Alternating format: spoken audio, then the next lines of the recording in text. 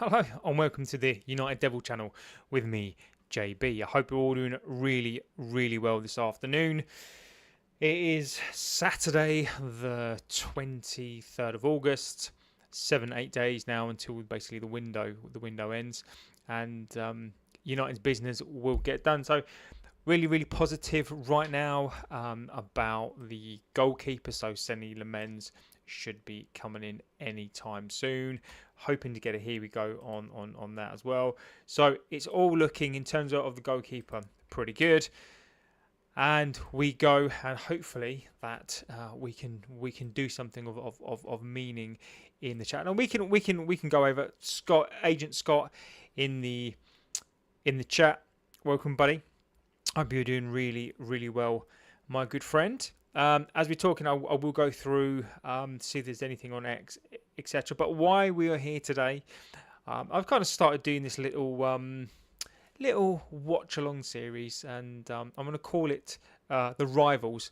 So we're here today to scope out the competition. We're here today to check them out, see if we are a rival, see where we are and where we stack up against them.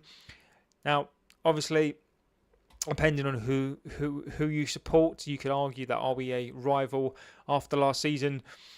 You know, we have been in recent years the banter club. However, you know, if we can progress and we can take that Arsenal result, and Arsenal are playing today. So for me, this is a really good game for us to kind of gauge where we were. Not only obviously did we play Leeds in the pre-season and we were not very good against Leeds, and then we played Arsenal and we were much better. So after City losing today, Chelsea, irrespective of sort of how I felt the game went myself yesterday, Chelsea, you know, have drawn and won. You know, Liverpool, you know, are they going to go on and they're going to win a game as well?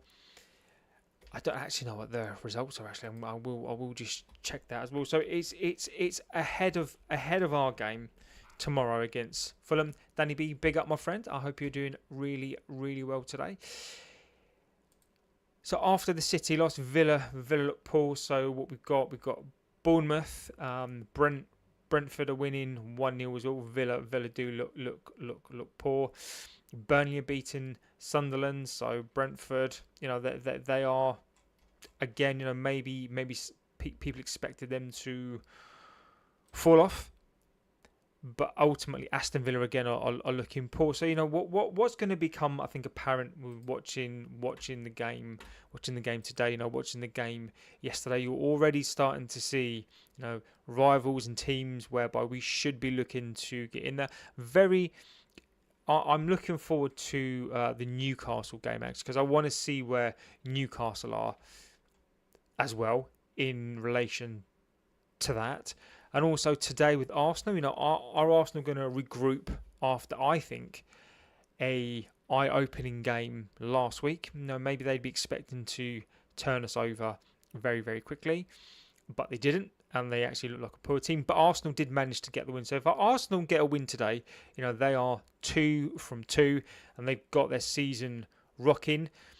City look extremely poor today. So, you know, we're already seeing that Spurs are already top of the league. And this is one of the things that I've been saying through the pre-season, and what this chat has been saying as well, is that when rivals around us are improving their team, it's really important for us to keep pace. I understand that there's a monetary issue which I think is starting to come to fruition. I think there was a sort of a big misconception, you know, do we need to sell to buy? That was put out there. We've got this credit facility in place, and we're going to start to see this over the next couple of days with a Garnacho. We're going to start to see a lot more and more of this over the next couple of days. Do we actually need to sell to buy?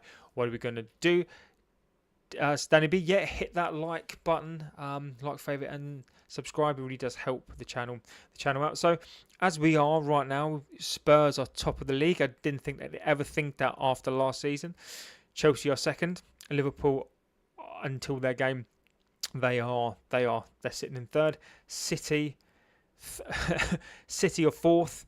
Sunderland are sitting 6th, and United are currently 18th in the relegation zone. Now, obviously, this is, we've already suffered our first loss of the season, and we are sitting in and around 18th position. So it's really important for us to acknowledge, and really important for Amarin tomorrow to get that win. So if we win, depending on the result of that win, we could go up as far as, well, we could really go up as far as fourth. Depending on the result of the game, depending on how many goals potentially we could score tomorrow, we will jump all the way from 18th all the way up. So it's really, really important for us to start off with a win tomorrow. So we are here for the Arsenal watch along, the rival watch along, as this is now being termed here. I think it's really, I think it's a really important thing for me and for us to watch other teams, and for me to watch other teams and really get a feel for where we are, basically. So I just got something sent through there. So lineups of the teams. So let's have a little look what we've got. I did have it up on screen. So we've got Arsenal. We're going to go with a 4-3-3. So we've got Raya in goal, Timber, Saliba, Gabriel, Calafiori, Zubimendi, Declan Rice, Odegaard, Saka, Gyökeres, and Madueke. Leeds have Perry in goal, Bogle, Rondon, Strick, Goodmanson, Tanaka, Stack, Ev, James, Perot, and Nonto. So this looks like this should be a one horse race, in my opinion. Arsenal are at home. I think they'll play better than last week. Our Leeds cannon fodder. Our Leeds going to be better equipped to play in the Premier League this season. I don't necessarily know too much about the Leeds team. I was impressed with their work ethic in the preseason against us. Obviously, it was a preseason game, so you can't really read too much into a preseason game. But Leeds at that point, they look like a decent team. Now, this Arsenal team, they have spent a lot of money. Good play stack. We should have signed him this summer, not Leeds. Yeah, I don't disagree with that at all, my friend. I think that these are the players, like Leeds, like a Brighton, like a Brentford, who go and get these players, who go and get a defensive midfielder, who for whatever reason, and I think this is a really, really good point here, is that why are we incapable of, and we did used to do this way back when, is that you'd have your main team, and maybe we were fortunate because we did have some world class players, and we did bring these players through. You it's really easy to bring through kind of more of a kind of gamble player when you've got the likes of Roy Keane, Paul Scholes. When you've got the likes of Beckham and Giggs, you can almost, and we were very, very fortunate around that time to have those sorts of players. And we were able to bring in like an Anderson or like a Kleberson, or some of these kind of more players that were not necessarily known, like a Nani, I'm just trying to think who else, like a Jonsson, like a Henningberg, like these sorts of players. Probably even to go back as far as, it's going to bug me now, and you probably know it in the chat. What was the name of that left back? That really strange short little fella with a sort of blondish hair that we signed from. Was it Vidasane or wherever they're called? He was the left back, and he was absolutely awful. Can't remember his name now. It will come back to me. It's going to bug me. United left back.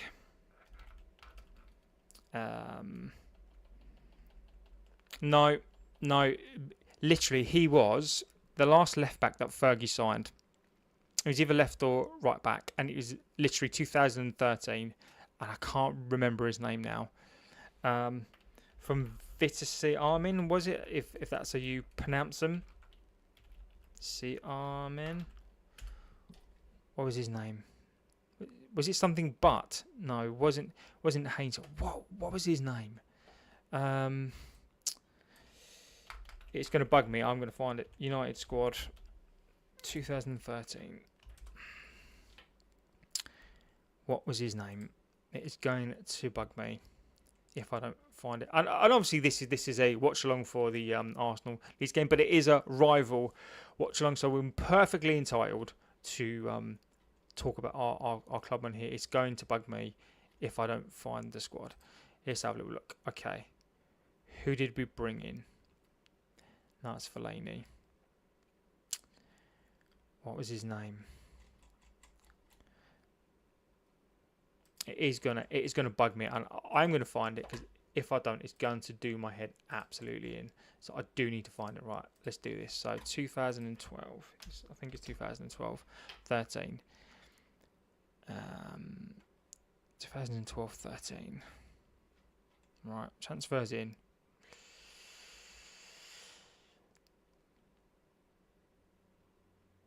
That's a Butner. That's his name. Alexander Butner. I knew there was a but in there. Bug me. That's the fella. That's the bloke. From Vitesse. Yeah, that's him. So anyway, back to the original point, was that we used to sign those sorts of players like a stack, and because we were very fortunate and we had Everett and we had those sorts of players, you could almost bring in those sorts of number 2 players. And no, we don't do that. So if there's anything in this Casemiro story for me, I'm just really hoping that there is, and that and Agume will be in it. Will he be expensive at 35 million? Probably not. I genuinely believe that we need to go back into this market, and and I think you're right. I think we need to get players like Stack, and we need to. They can't always be they can't always be these 50, 60 million pound players. We need to go and get these players that will do a job, but Premier League proven players, or a Bundesliga player, paying what £20 million for a midfielder, is absolutely fine. So not every player can be an absolute star for me. So this is where we need to get better at. Now, I've not heard anything else in terms of the rumour mill from what we've spoken about this morning, and this is what we spoke about before. Is now we sort of have to really be careful about the rumours now that will go around. Did you reach out to Terry? Scott, I did, my friend. I reached out to Terry on both X, and I sort of found an email address. Obviously, I appreciate that he's very busy. Obviously, I don't know. So I mean, hopefully, I've emailed and contacted the sort of right information for Terry. So hopefully, he'll come back to me. If not, then I totally appreciate that the legend's busy. So but thank you. I really do appreciate that. So Arsenal today, for me, I am no disrespects to Leeds, and maybe this is what I'm going to say next is not because I'm going to be rude to Leeds, and it's not because I disrespect Leeds. For me, I demand finishing first every single season. Anything less is a failure, but I'm not stupid enough to just to blindly say we're going to finish first, second, third, or fourth. I think right now, a top 7. I'd love to push a 6, but probably realistically maybe 8th. But it still doesn't stop me from demanding the absolute best from this team. So with that said, for me, we need to be focusing on an Arsenal, and this is respect to Arsenal. This is their rival watch along, not because I want to take the mick out of Arsenal. Obviously, the banter is always good. So there to banter them, even though they did beat us, and they'll have that under their belts. I want to see how they're going to play. This is what we should be aiming for. We need to be aiming for an Arsenal. Now, Arsenal, obviously, they didn't win pretty against us, but ultimately they still won. If they win again, they're going to be joint top of the Premier League, depending on how much they win by today, assuming that they're going to win today. Now, if they don't beat Leeds and Leeds win or draw, then this is going to start to shape up to be a really interesting season. I know we're only the second game into the season, but you are going to get the pace setters to the season. JB still looks like a good midfielder. I would take him all day. Yeah, Rob, I agree with you, my friend. I think looking at this Arsenal side, I think for me Stiller kind of fits in that sort of.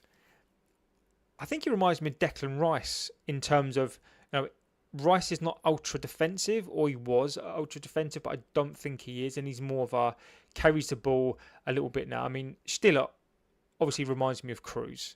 Completely reminds me of Cruz. And for me, I think we just need another midfielder. But like we've spoken about before, is in an Amorim system, our midfielders need to be athletes, because in the first instance, what Amorim wants is, as we've spoken about, he almost doesn't want a spine in the team. What he basically wants is he wants more of a base. So rather than having those 3 in the midfield, you've almost got a column effect, really. If you're looking at the 2 centre midfielders, as I've said before, think about wingers, old school wingers running up and down the wing. Amorim wants that, but running up and down from box to box on the both sides. He wants, whenever we go forward, for either one or both of them to join the attack, and then when we come back, he wants them to sprint back and get in place for that as well. So this is why those 2 positions are so important, and the fact that Casemiro doesn't have the legs anymore. I think Kobe Mainoo, and I think I said this today, is Kobe Mainoo will come good. The problem with Kobe Mainoo, and this is when we have to look at all the different aspects of it, and this is why I think sometimes fans are a bit too quick to write off a player. Like Kobe Mainoo is very, very, very young when he came into the squad. Now there is a lot when you come into a squad at that age, you have to grow, okay? And Kobe ultimately is still trying to become a man. Now, you basically, as a guy, you basically still grow until you're 21 years old. Maybe not height, but physically. So it takes a little bit of time for your body to settle down. The size you are when you're 18 is probably not the size you are when you're 21, right? And that could be you're probably bigger, you get leaner. So Mainoo needs that little bit of time for his body to actually go, look, this is now I'm settled now, and then he can train. So I'm not surprised he got injured. His hamstrings, his quads. He's still basically trying to grow into his body. He's still only 20 years old. He's not the tallest either. He's 5'9". I mean, I'm 5'10".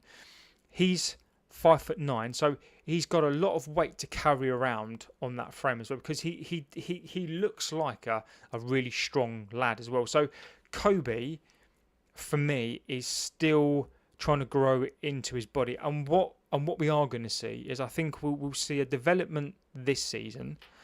I think if we are patient with him, I think over the next year, 18 months, I think we're going to see a different play. I think once he settles down, and this is why I think it's really, really important to talk about every aspect of a player, especially these young players. And I think this is why we need patience with these young players, because there are so many different aspects, not just about the game, their age as well. So, when you're now looking, for example, at Shesko is basically grown. He's probably settled into his body, into his frame. He's 6'5". So what you're going to see now from Shesko that you may have not seen in the last couple of years is you're probably going to see you're going to see that consistency.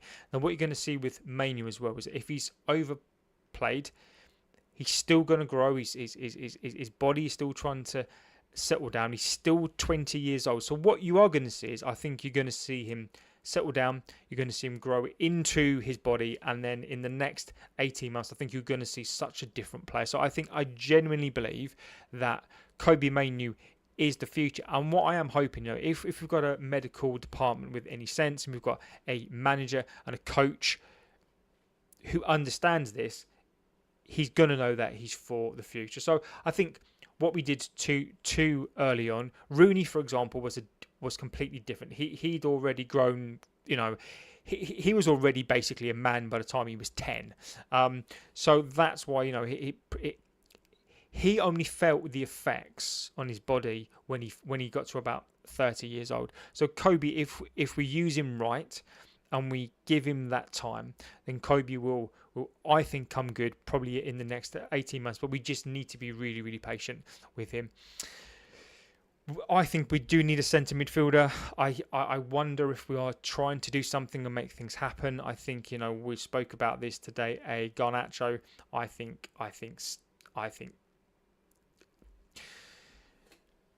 I'm 50-50 right now. I think the optics, as we've already spoken about this, I think doesn't look good if we were to sell him for 25 million. I think that it would be more value for me, for the brand, for the reputation of the club, that if all we could get for him was that price, we keep him. He's playing a game of his own, but he's going to have to.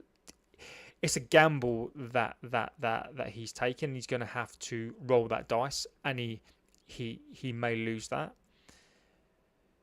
Sancho for me is not going anywhere at all. I just don't see it unless we pay him to go.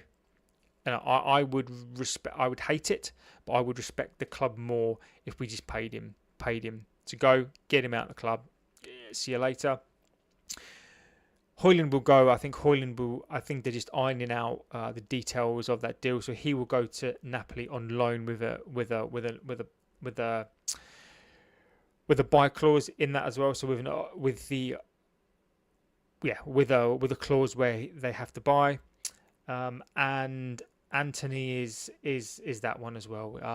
Anthony, I think, is in a very similar position to Sancho as well. I absolutely think he's turned into a little bit of a mercenary himself. So I think this is where we are, and I think we're going to develop into the day, into the weekend, probably after tomorrow. And Lemens, I think, will always. I think he was always on the cards, and obviously until it's confirmed. But I'm very, very happy with Lemens, and I really hope he comes in as the number one and basically outs Onana. But I think this will be an interesting one to watch tomorrow to see what the goalkeeper situation is. So Arsenal, where are we for Arsenal? If you have just joined, Reyes in goal, Timber, Saliba, Gabriel, Calafiori, Odegaard, Zubimendi, Declan Rice, Saka, Gyökeres, and Madueke. We could talk about Gyökeres as well. So Leeds, Perry, Bogle, Rondon, Struck, Goodmanson, Tanaka, Gruev, Stack, James, Perot, and Nonto. I think Arsenal need to come out today and make a statement. No, you look at that Arsenal back four. I think they're very good at the back. Obviously, right now you've got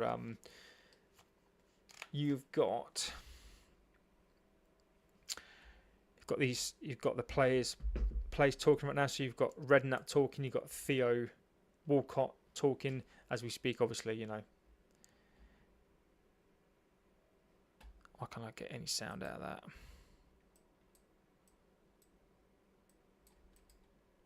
see if I can get my sound. Here we go.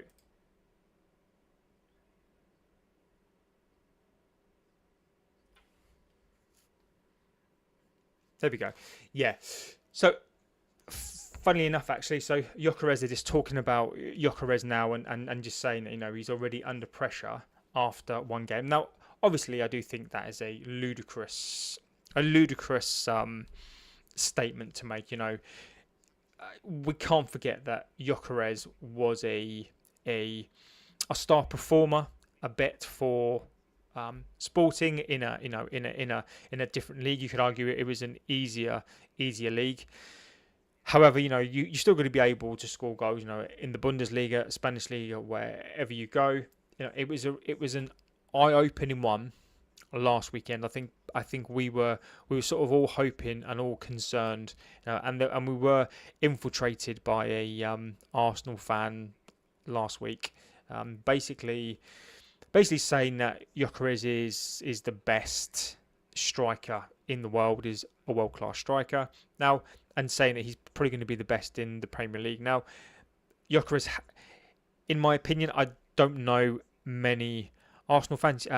Can we get a hair touch counter or see how many times he messes with his hair?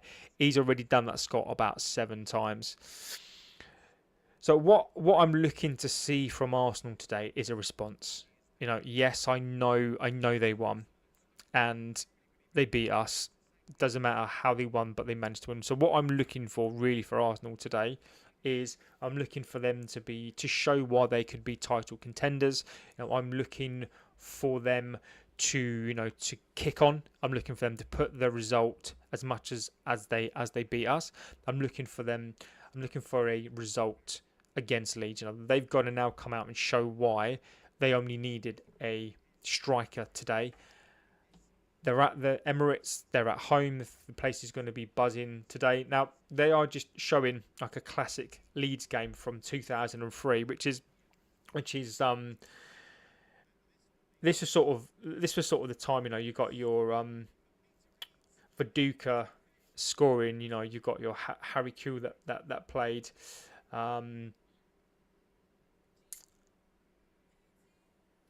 He was a great player. I remember the times in Arsenal, and people forget about Arsenal is that I know they were the Invincibles. I get that, but I wonder, as an Arsenal fan, I don't know what we perceive, because obviously we've won so many more titles than Arsenal.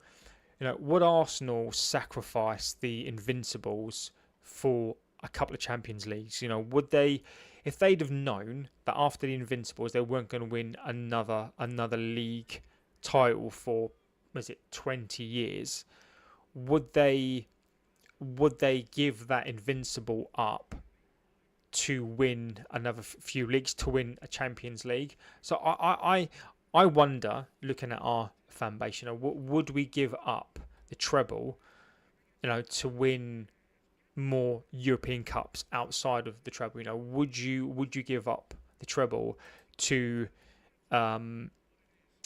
win some more leagues or be consistently better? I mean, my answer to that would be no.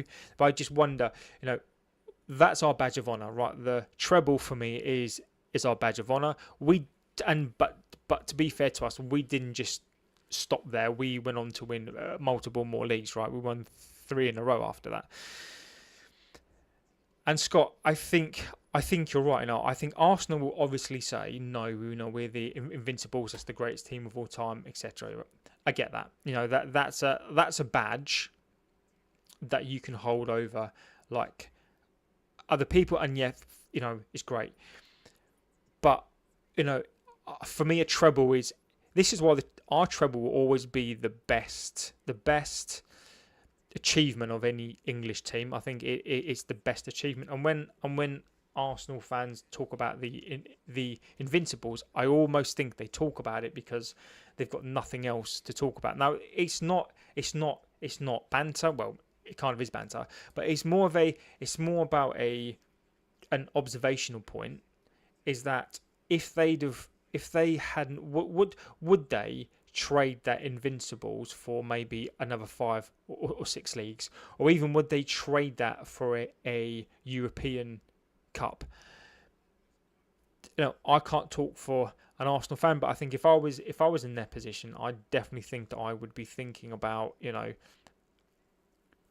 what can we do to win this league? And what I want to see from Arsenal is that I want to see them now today grab the ball by the horns and go, look, we are now back in this race. We yes, we didn't play well in the first game. Fine, the first game is traditionally, very, very, very, very difficult. They now need to kick on, and their players now need to show and remember what it was like to be in a title race. A team can go undefeated all season, 38 draws, and still get relegated. Emmy, I think that is a very, very good point. I 100%, because I think that season as well, where they won it, I think they only won the Premier League, didn't they? I think that was the only thing they did in that season, was they went unbeaten in the league, and I think that's all they won was a league. Now, I say all they won was a league. I would obviously right now give up my left bit to even get anywhere close to that. But I think for Arsenal not to for where Arsenal were, and I'm going to give them some massive respect here. Us and Arsenal, in my opinion, in terms of a rivalry in the Premier League with like Arsene Wenger, and you had Pizzagate, and you had had all this stuff. I mean, those games were just utterly they were just some of the best games that I ever watched.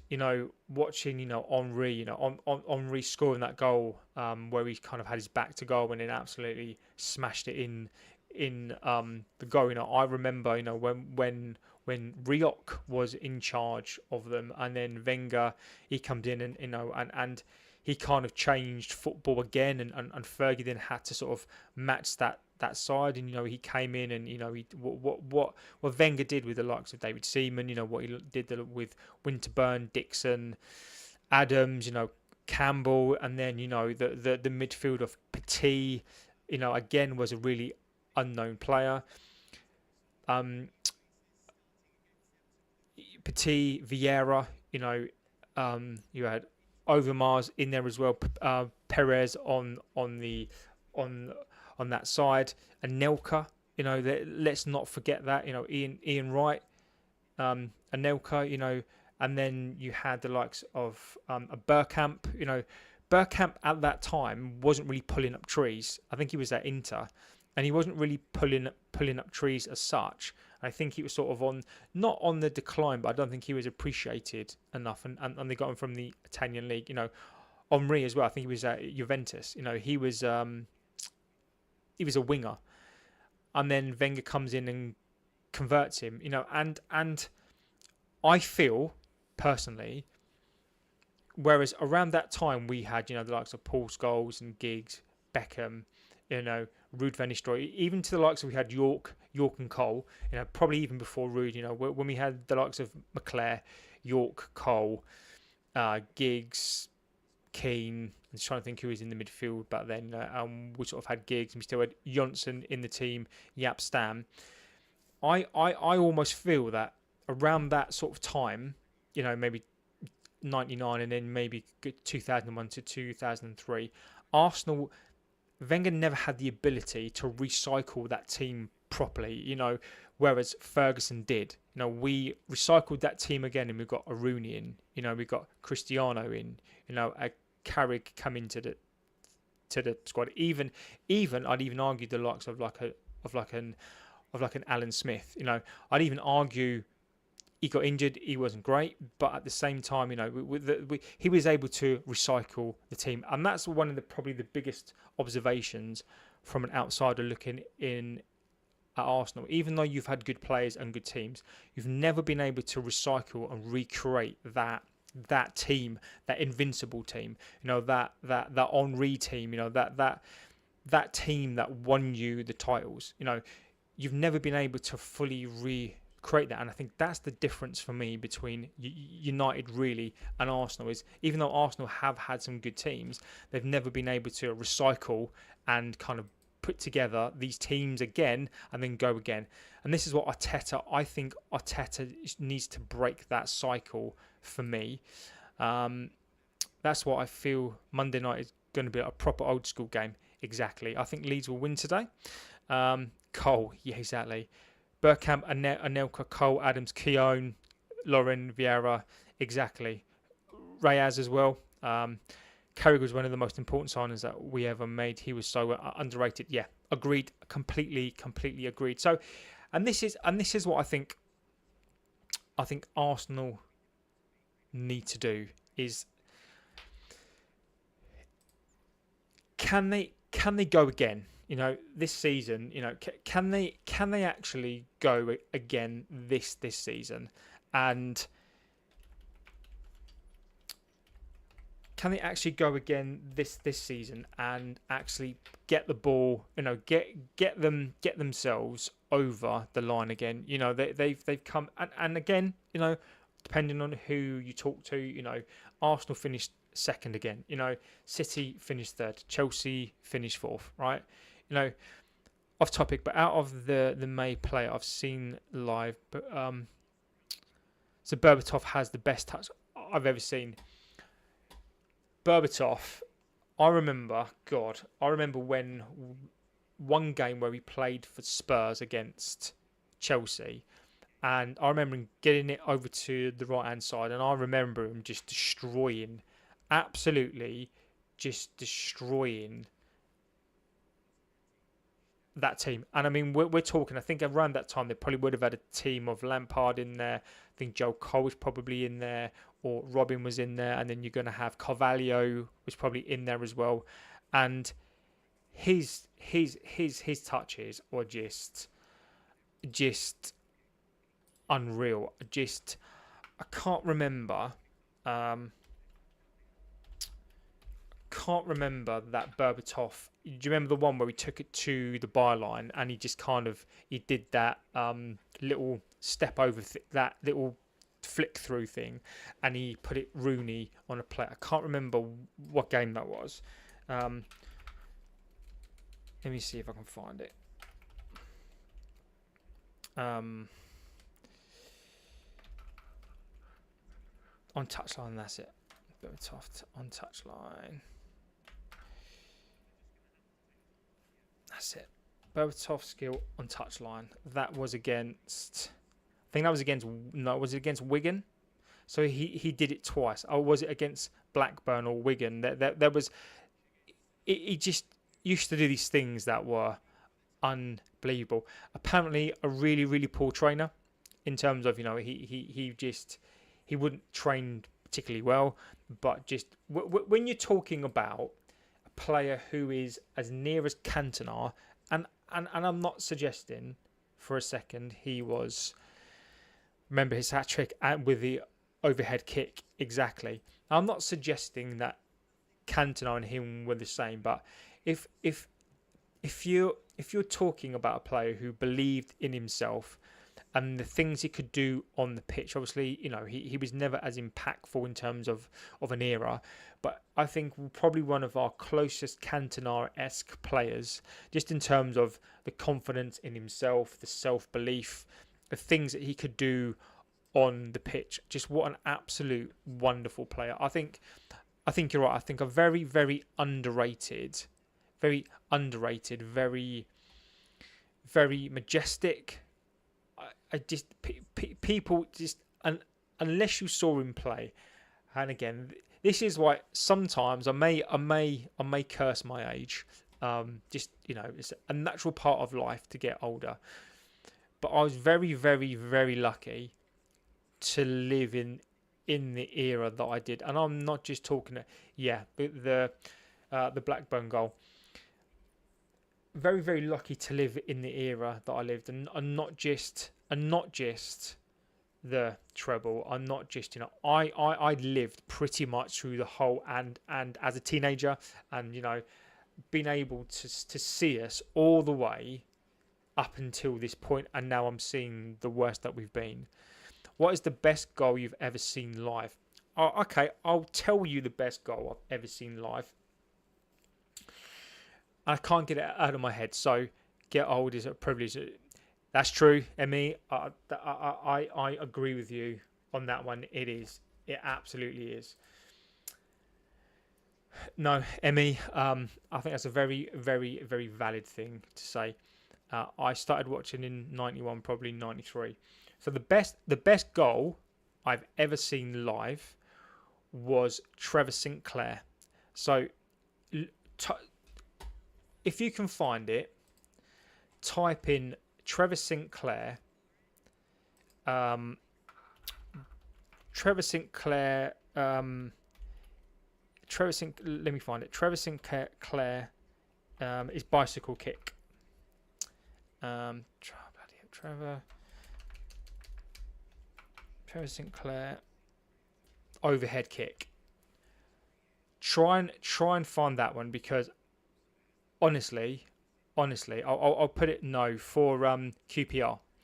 I'll stick it in the chat, right? Watch it, because it is one of the most just unbelievable. It's just the way that it comes straight on, and it's just the way that he hits it. It's just I remember watching that live, probably being about 10 or 9 or 10, and just being like just absolutely stunned. But then you've got your Boa.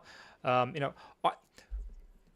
thing is that when you've watched football for as long as me, is that you see so many goals, and maybe those goals, you've got the Cristiano goal, you've got the the Messi goal, you've got the Cristiano goal, you've got the Gareth Bale goal. We've yeah, exactly. I mean that for me was the Cristiano goal, and RVP. Also, for me, one of the best goals I've ever seen is the Bergkamp goal against Newcastle, where he did that little kind of flick over and then rolled the player. You got Yeboah for Leeds, when he absolutely just smashed it in the back of the net. I mean, you've got the Bergkamp goal again against Argentina in the World Cup. I mean, God, there's so many goals. But I think for me, what I loved about the Sinclair goal for me was just around that time. I think I must have been around. God, I must have been around. Let me see what year that was. It says 97, but I don't think it was 97. I think I must have been around 10. And for me, that was an absolute just that absolutely blew my mind.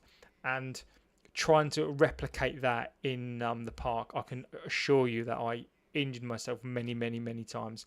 Eze obviously now being promoted on the pitch as well. Rooney against Newcastle. Oh my God, Rooney's goal for was it the United one? Oh my God, I mean Rooney has scored. Was it against the Arsenal goal as well? That was unbelievable. Yeah. Oh. And of course, the Giggsy goal as well. I mean, there are so many goals, right? I mean, we've been spoiled, so many eras, of goals. But I think for me, Sinclair's goal was probably the best, just simply because I was so young and I was just watching that game, and I couldn't believe, like my young mind just couldn't believe that somebody could actually do that as a football player and like as a human. For that ball coming across straight, for him just to hit it, just unbelievable. But yeah, that's mine.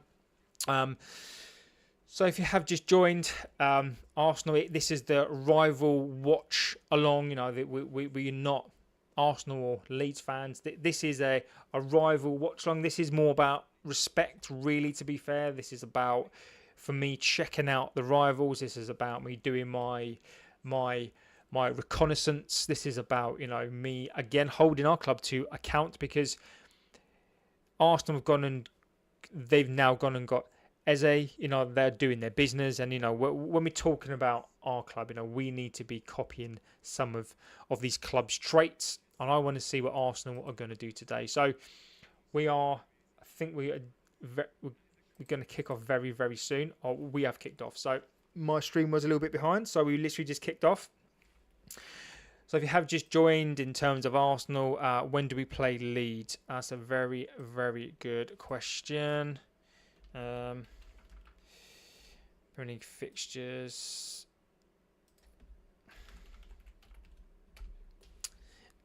We play. So obviously we've got Grimsby very soon as well, haven't we? So we've got Leeds. Not until the 3rd of January. So we haven't got Leeds until next year. So yeah, we've got Leeds on the 3rd of January, and then we've got them again in April. So we don't have Leeds until. Hi Bobby, hope you're doing really well, my friend. Legend of the chat as always. So if you have just joined, Arsenal, Gyökeres obviously plays. It's pretty much the same team that played against us. We've got Raya in goal. I think Timber's the only change. We've got Timber, Saliba, Gabriel, Calafiori, Odegaard, Zubimendi, Rice, Saka, Gyökeres, and Madueke. Leeds, Perry, Bogle, Rondon, Strick, Goodmanson, Stack, Tanaka, Skruev, James, Perot, and Nonto. So, Leeds are not household names. They've got some of the new players playing as well. So let's Okafor. So this is Arsenal first shot of the game. So Okafor doesn't start for them. Nemcha as well. Longstaff is on the bench as well. So this is a I'd say it's probably, other than an Eze, you could probably argue that this is their strongest side with Arsenal. So Arsenal are looking now to get the ball down, trying to get their possession. Check out the JJ goal. I certainly will, my friend. Let's have a little look. Declan Rice there. Tanaka. Leeds. Arsenal break with Calafiori. Madueke, nice. But Calafiori, no. This is an ominous start already by Arsenal.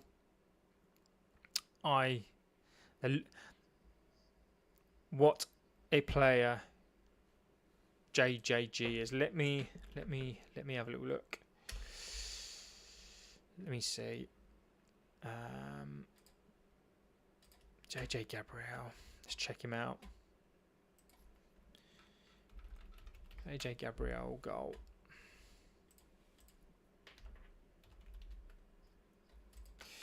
JJ Gabriel goal.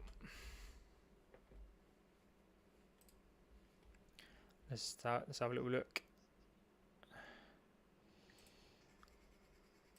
Okay.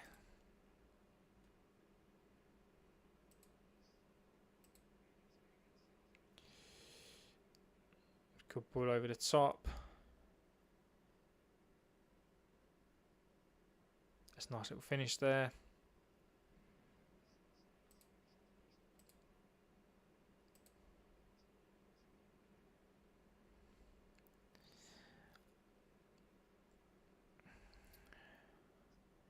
Gabriel to Gyökeres.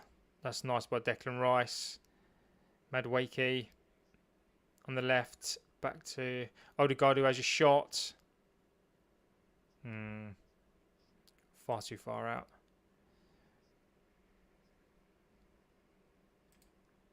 It's a great goal. Great goal by Gabriel. Sorry, I'm watching a completely different game, by the way. Under 18s. That's a great goal. Yeah. That was a great goal. Let's look. Scott says, do Arsenal line up as a back three then with Timber and Gabriel and Saliba? Back four, yeah. it is a back four. Got to be insanely talented, Bobby. Yeah.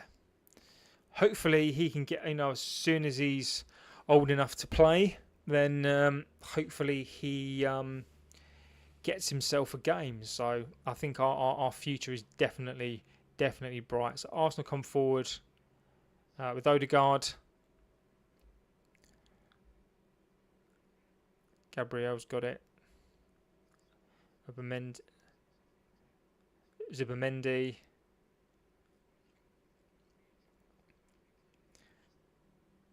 That's nice by Saka's and the boys. Very, very much like pinball. Saka. Good tackle. Great tackle. Good tackle.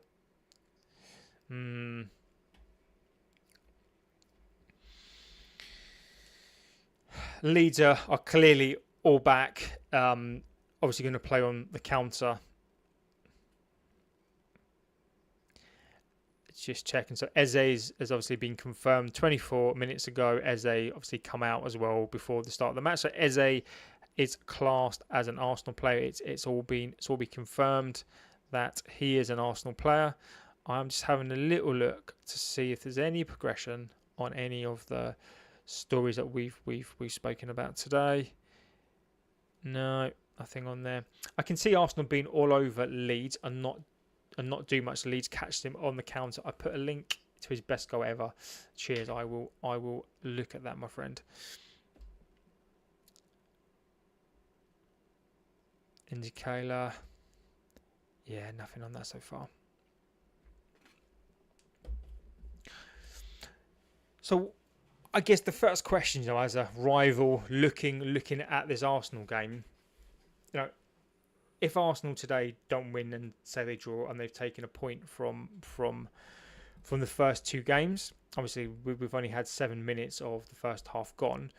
Arsenal can mount a comeback, and it is only 2 games of the season. But where do you go if you're Arsenal? If Liverpool are already winning a Odegaard,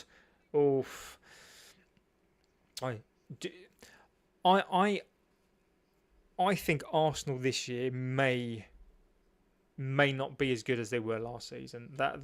I almost think that Arsenal, have done so well over the last couple of seasons that it's almost, are they going to fall off at some point? And it almost feels like Arsenal this season are primed to fall off. But I don't know. It's just something about Arteta for me that he's just not able to get the team over the line. That was a terrible clearance, put himself in danger. That was a good tackle. That's going to be a card.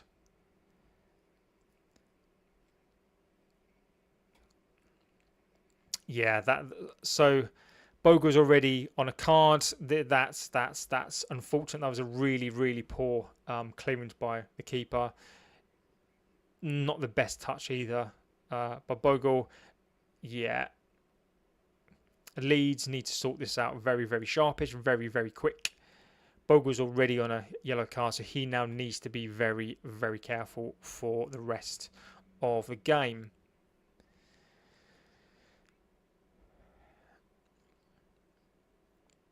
So already inciting pressure. Odegaard and Rice, of course. Rice is already...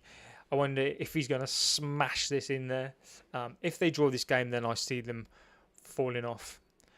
Gyökeres, he's not touched his hair just yet. So Arsenal have got this free kick on the left-hand side. They're really good at free kicks. The ball's gone straight in there. No, straight out by Leeds. Straight out.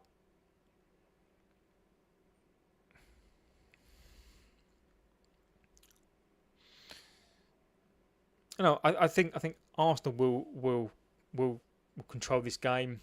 I think they'll be absolutely in terms of control.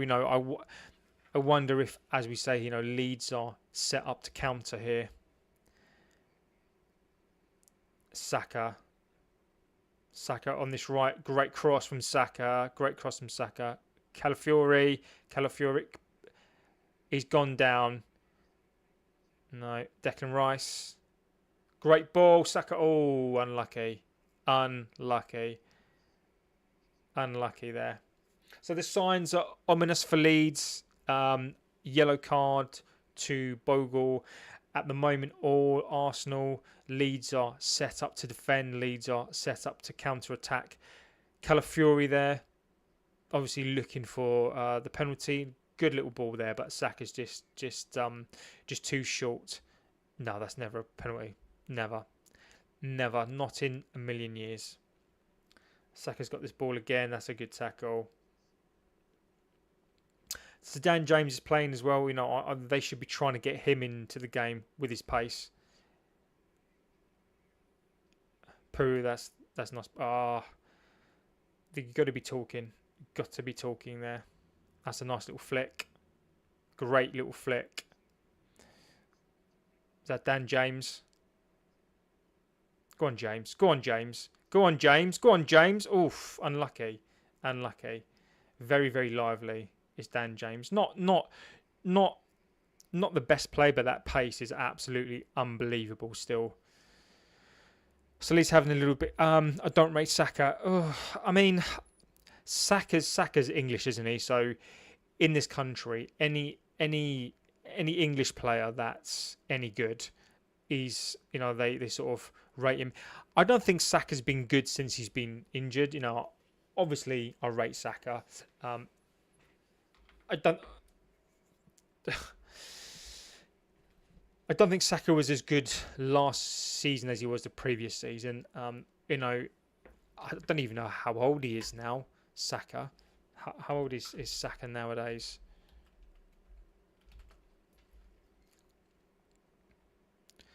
How old is Saka these days? 23. I mean, in some respects, you know, he's not even in his prime yet, is he? So, you know, Saka's typical, as we've been talking about, of these young players, you know, who's very up and down.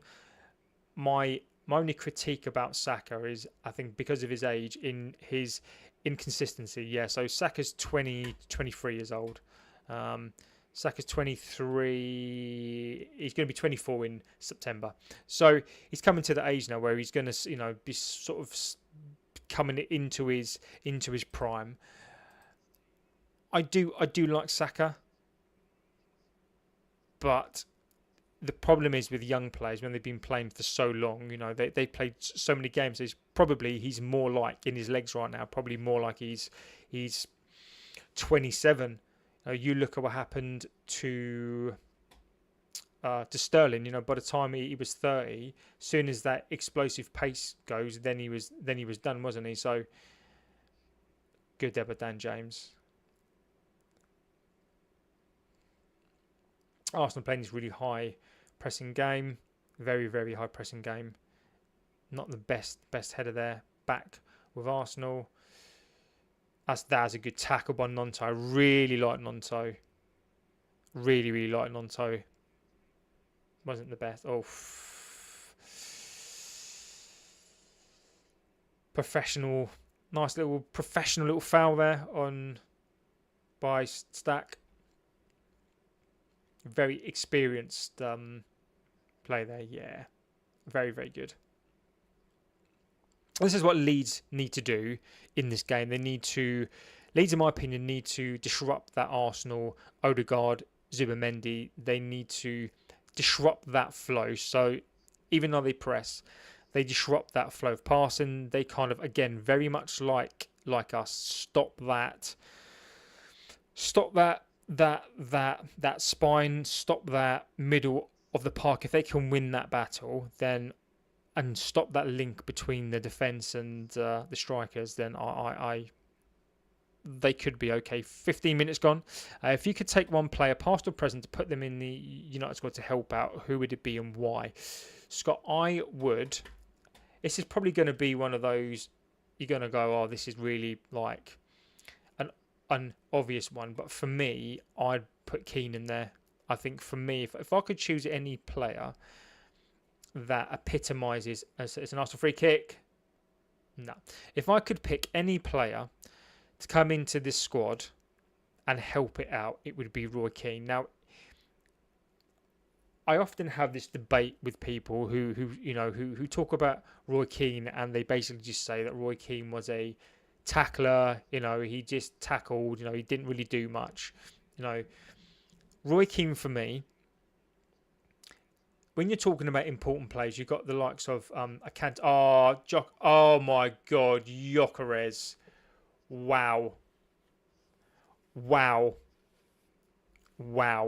Gyökeres should have. Gyökeres, what is he doing? I'm sorry, if that's Haaland, you're banging that straight into the back of the net. That is unbelievable. I'm sorry, but he's got a load of time. I know it's a turn and snatch shot, but I'm sorry, that's not the mark of a top European striker. So anyway, back to, if I could take one player, and I'll explain as I do my reasoning for it. So I would take Roy Keane. Now the reason why I would take Keane is when we're talking about players, and this is why we do Flopperez 100%. Now when we talk about players of the past, and this is what I do like to sometimes go back to the past, obviously because they were good times, but then at the same time because I think it's really important to learn lessons from the past.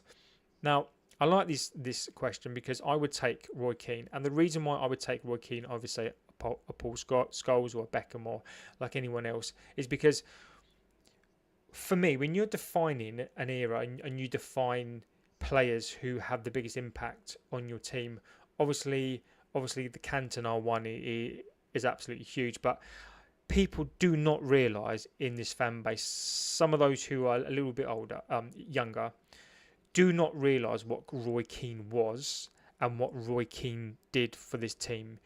We're talking about a player who didn't play because he wanted the money or fame. Roy Keane played because it was his job. Roy Keane did it because he went to war for his teammates. He went to war for the fans. He went to war for himself. And when you were on that pitch with Roy Keane, you knew that you had... He basically had your back. He would accept no less than perfection. He would demand of you every single game. Not just in the big games. He would demand things for you. This is Arsenal now. That's a great ball. No. Gyökeres again. But he absolutely smashed out of that. Now, Roy Keane demanded not only on the pitch, training. He demanded you were at your best at all times. So not taking it easy on the pitch because you had a game the very next day. He demanded excellence, and most importantly, he led by example. He would fight for every ball. He'd fight for his teammates on the pitch. If he felt somebody was taking the mick out of his team, he would let them know. He would battle. He would fight. But also, what people don't seem to realise about him, he could pass. And I mean, his passing skill was phenomenal. He was box to box. He had an amazing engine on him as well. He could pass, tackle. He was for me the epitome and the ultimate captain. He did things and would go to places that no other player would be prepared to go through, but also demanding excellence. When you've got somebody in that team, then Leeds, I've gone. You give it to Dan James. Go on, James. Go on, James. Oh, corner. And that for me is what I would bring back Keane, is because I think what this team needs more than anything else is it needs a proper captain. It needs somebody who's a born winner, not only a born winner but a born leader, who takes no messing. He will to the letter. He will do a job that the manager demands and wants and expects, and he will demand the same of the people around him. And for me, Keane would always be the first name on the pitch for me. That's a good header by Leeds. Great save by Raya. What a save by Raya. Wow, that was a great save. Leeds there from a corner doing what Arsenal did to us. And of course, Arsenal have a decent keeper in the back of the net. So that's a great save. Great save. Straight at him, but that was a really, really good save. Good save. Good save. Another corner to Leeds. Arsenal have had the warning signs already. Luka Modric, because he can command the midfield and you know the quality he brings to the team. Arsenal break. Is that Gyökeres? Is that Gyökeres? All right.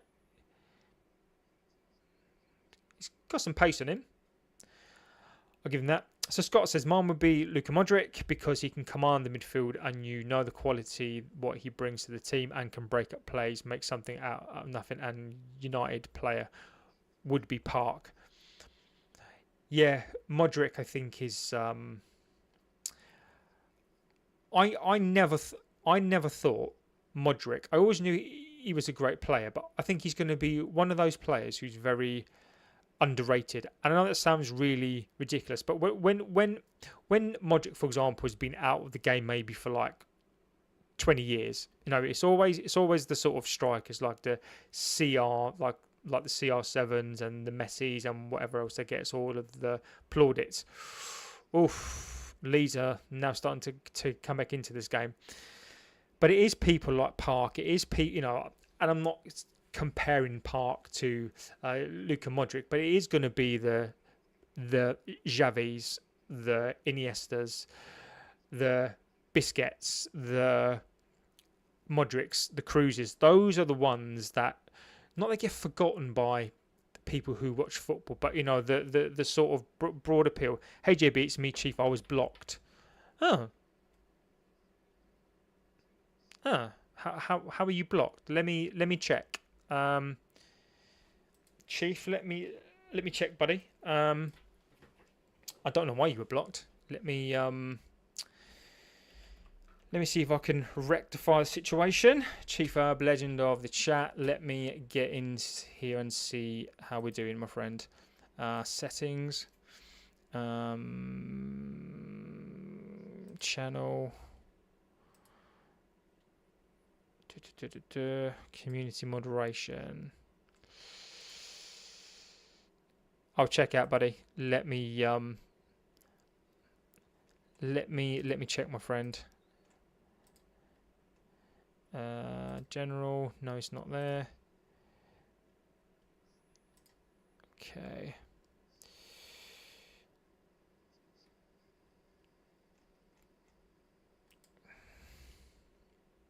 Was it because of that guy yesterday? Maybe I was wrongly blocked. It could be that potentially that the guy who was cussing Bruno.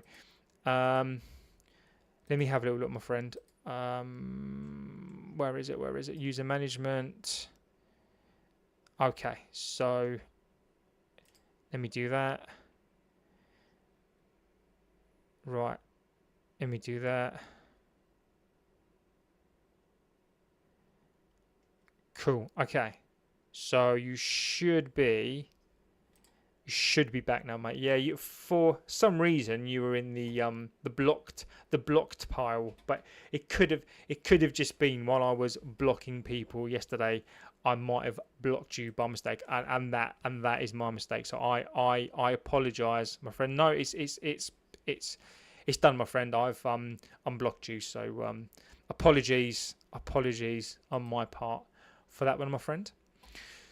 So if you are just watching, if you have just joined, let me see if I can find the team sheet again. Where's that? Got that up there. Let's get rid of that. Got that as well. Cool. So if you have just joined, I think it's been a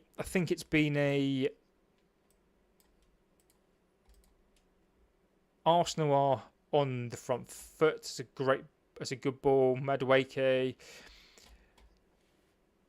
And I'm back. Legend. There he is. There's Chief Herb, legend of the chat. No worries, mate. No worries. If anyone gets blocked and they don't know why, give me a shout. If we're just watching the Arsenal game, I know, again, Arsenal are not blowing Leeds away. I think Leeds, again, I've got an error in them. The goalkeeper looks a bit suspect. They're nowhere near as bad as West Ham were yesterday. Arsenal, obviously are the home team. Banter aside, I reckon it's an Arsenal win.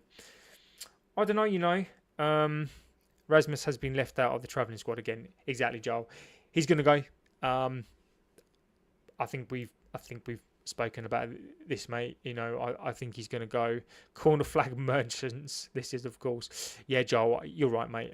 And actually, thank you for bringing that into the squad as well.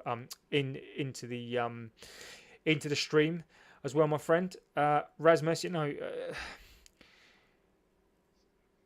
I mean, this game in some respects is a little bit dull as well. Let's talk about something a little bit more interesting. Rasmus, for me, has been very much... And I can't be a sort of hypocrite here. I think, I would love Rasmus to have been given more of a chance. I don't think, Chief, I'm happy and I can't wait for our match. Me as well, my friend. So one of the things I will say for Rasmus is I don't think he's been given a fair crack of the whip. Ultimately, Rasmus didn't have to come. When you get an opportunity at that age to come to this club, of course you're going to take that chance. I admire. Sounds optimistic, but we got to back our club. Exactly, Chief. Exactly, we certainly have. I mean, I don't think it's optimistic to back us. I think we have to, but I think where the optimism comes now is from if we don't sign players that we need, we have to be optimistic in terms of what it is we can achieve within the season. Now, if we can play the way that we play against Arsenal most weeks, then we will win games. But in my opinion, for tomorrow, we already, it's a must-win game for me because we have to start winning games. We can't just go, we played well, we played well, and we should have won the game. And I can't remember who said it, but this is a really, really good point. So Odegaard is coming off. If you just watch this, so it looks like he's injured. So this could be a plus for Leeds. So for me, we absolutely have to win that game tomorrow. Now, Chief's saying that Rasmus came in at the wrong time. If he had guidance from Wazza, RVP, Berbatov, Zlatan, he'd be a beast. I think that's a logical thing to assume.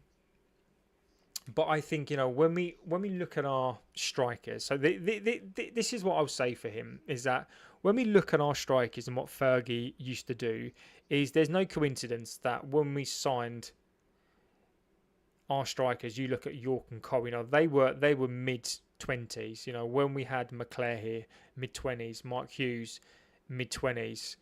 Just trying to think who else we had. Rude was mid-20s. Rooney was a different different in that respects. Cristiano wasn't a striker. Hernandez, when he came in, he was only he was a young guy, but he didn't start straight away. Solskjaer as well. We lack senior players on the attacking end.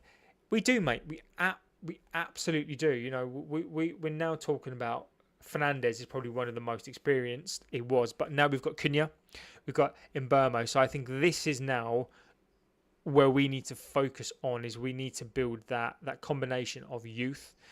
But how do we get winners into this team? This is what we now need to do, and it's very, very difficult. Is we need winners. We need winners. We need people who want to play for this club and winners. And how do you do that? By, of course, signing the right sort of players. So Arsenal come forward with Calvert-Lewin. It's terrible. Tell you what, Arsenal do not look good here. Arsenal look like a team who are still trying to find each other. It's not like these are all new players. Gyökeres is. I'm not being impressed. I'm not being impressed right now. Arteta is. I think the pressure for Arteta is going to come in. He needs to win a league because otherwise you're going to have what's going to happen. I almost think in some respects, and you may call me crazy for this, I think that Arteta is probably under more pressure than Amorim, because Amorim he's expected to have a better season, but nobody's expecting him to be first or second. The world is watching Arsenal. Pundits and the like were saying that for the last season, all they lack is a striker. They've gone and got one of the perceived best strikers in the world, and I think Arteta has to. I think the pressure is completely on him. City game today was a shocker. See, I wonder if Pep is starting to lose his magic a bit. I think with Pep, he needs money, and this is not it is a dig and it is banter. Get it out. Go on, James. Oh, that's unlucky. Is this maybe a change where we see, the likes of Pep I think Pep is itching for a break. Are we seeing now where Pep ball is now being found out? Pep ball is not as devastating as it used to be. It's a great tackle there by Leeds. Really, really good tackle. Well done. Timber's done well there, but so Leeds has gone straight back to Arsenal. Odegaard, Timber. Fact, some rivals said that Pep can change United. I highly doubt that. The interesting thing about Pep is, and these are facts, Pep needs money. Pep is, and I can't, you can't disagree with the fact that, when Pep is given the tools to do his job, he's one of the best managers that there has ever been. You can't argue with that. Pep is not a builder of eras. Pep is not a builder of football clubs. Pep is a coach. That's what he is. That's what he does. He demands the best players. And you could argue that Calvert-Lewin, Pep is one of the best coaches ever.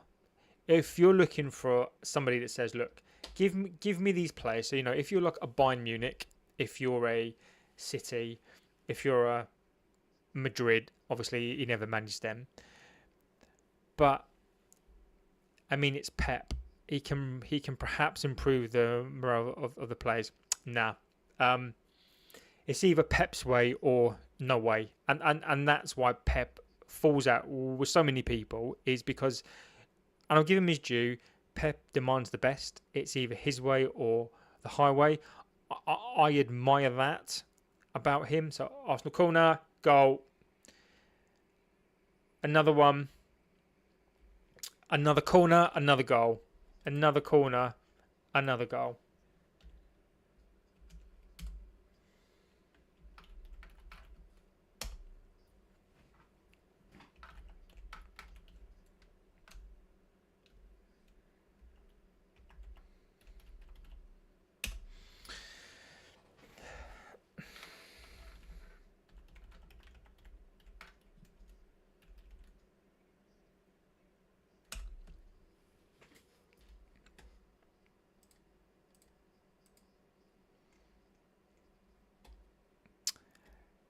One 0 to Arsenal. 1-0 to the Gooners.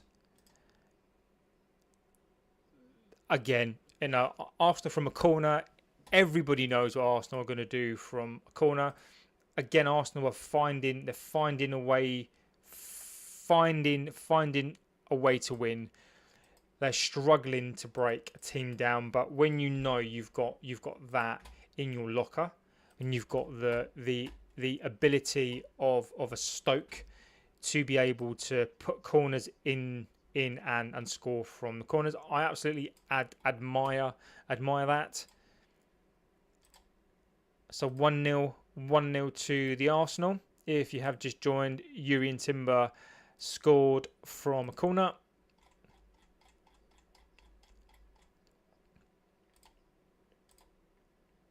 Okay, 1-0 to Arsenal. Back up on this. Here we go. Timber all out of people to get. Yeah, well, no surprise there. Again, Arsenal, I don't think have looked particularly good, but this, I think this may settle them down now. Do you think that Arsenal have the best defence in the league?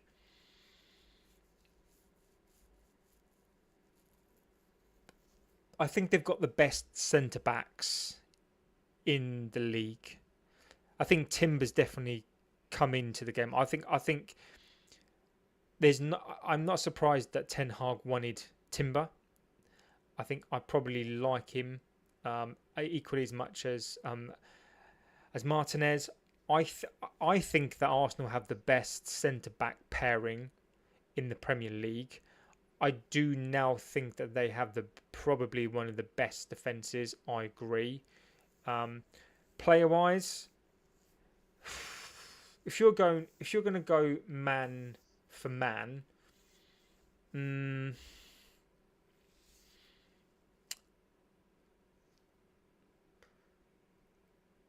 I think Saliba and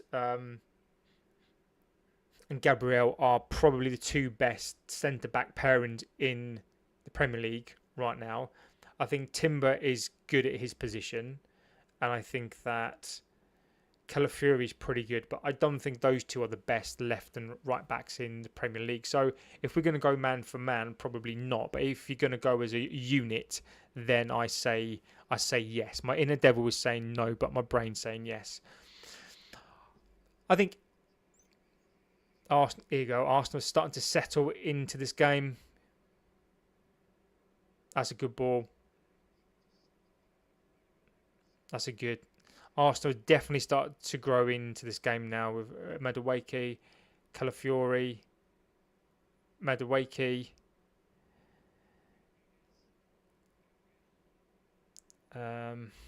Madueke ball into the box. No, straight out. Subamendi, no chance. No chance at all. So this is my opinion. So Odegaard, I think, is about to come off. He's injured, so that's another injury that they've got already. Arsenal, for me, I think that they have got two of the best centre-backs, pound for pound. They've got a decent left-back in Calafiori and Yurian Timber, decent there as well, and a good keeper. I think where they are the best is they, as a unit, they are more cohesive and they obviously work well together. So I don't think they've got the man-for-man best defence in the league. I think they've got two of the best centre-backs in the league, but they've got good players around them and they work better as a unit. That is what that's my broad opinion on that. Well, we're going to find out, aren't we? I like Raya as well, actually. Raya is good.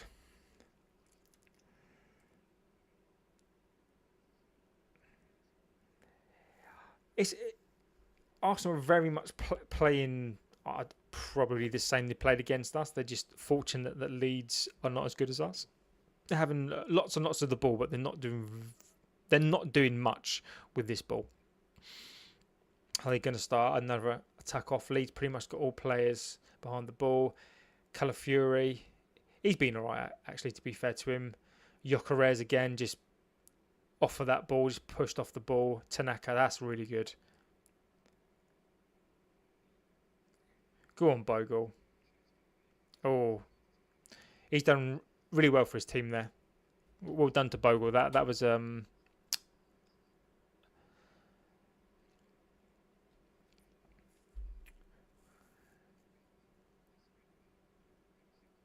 I do like the way that Arsenal work though. They do come back. Chief Eb, BRB chat is my sister's here visiting me from Amsterdam. Some fam time and that. We'll be back during the second of course, my friend. Family is the most important thing, my friend. So yeah, you make sure that you spend time with the sis. Very, very important. This goddamn camera. Every time. All right.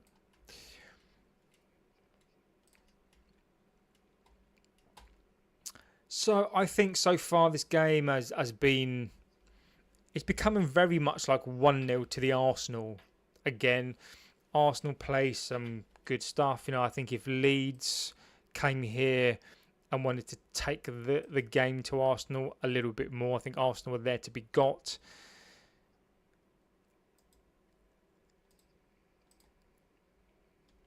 Madueke's looking a little bit quick there.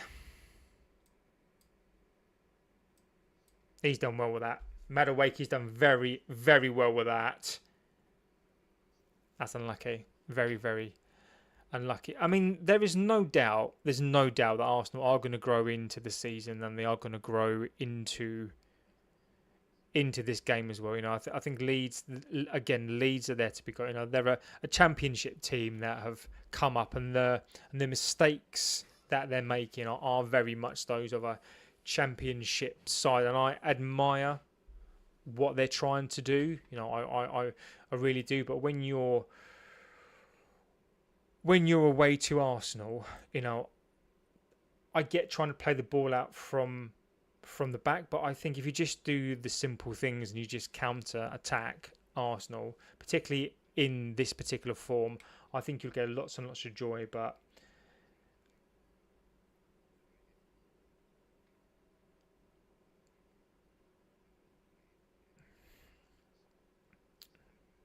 so I think if Leeds just get this ball down with Nonto, that's nice. Tanaka, that's good.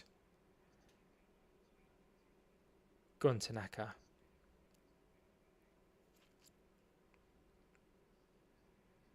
Leeds have got the ball. They need to do something with it. Arsenal are very good at getting back. Very, very good at getting back. Nonto. Stack's got it back.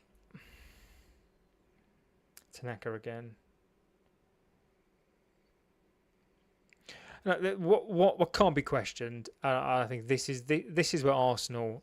You'll never sing that. You'll never sing that. Champions of Europe. You'll never sing that. Exactly. Glory, glory, Man United. Of course it is.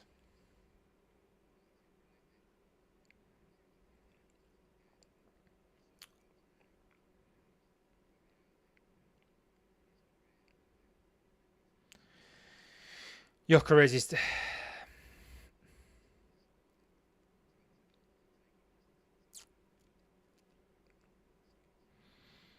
So as this half kind of 42 minutes, 43 minutes gone in this half, Arsenal have looked comfortable. In patches, Leeds have looked okay, but Arsenal have never looked like they're in danger. They don't look necessarily like they're going to score a goal either. Find it difficult to break Leeds down. Leeds are finding it super difficult to break Arsenal down. Again, if Arsenal are not particularly playing amazingly well, but it doesn't really matter when you've got that ability not to concede goals. You've also got that ability to score from a corner as well, and they win 1-0. If you're winning when you're playing not particularly well, that's half the battle, and that is a sign of a potential championship winning team when you can play and win when you're not playing particularly well, and then when you are, it might take them a couple of weeks, but they can just keep these wins up. Winning then becomes a habit. That's much better from Arsenal. Much better. Easily cut out there by Leeds.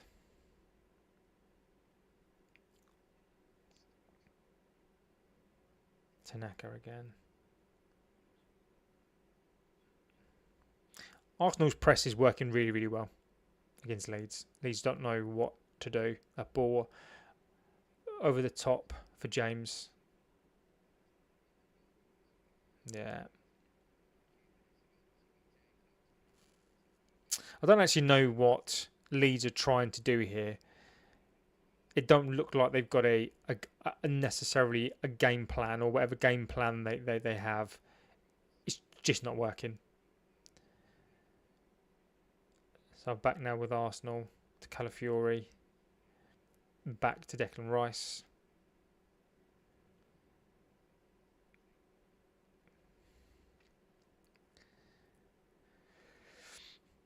Zubimendi, Saliba.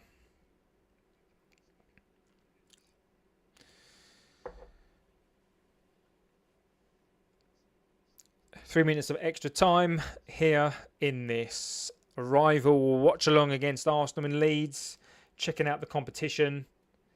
That's a nice little touch there by Timber. I really like Timber, actually. I really, really do like him.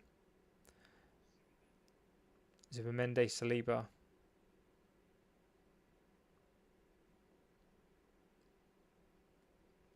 That's a nice play by Arsenal. That's much better. That's much better.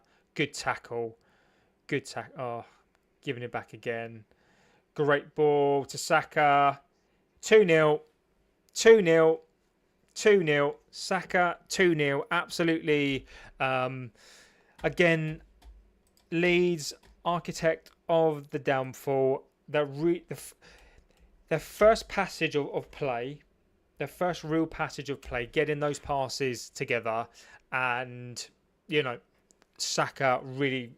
When Saka gets into those positions, he doesn't really seem to miss there, and I think, as has been said here, I think it's a really, really good time to score a goal again. So Arsenal are in their stride.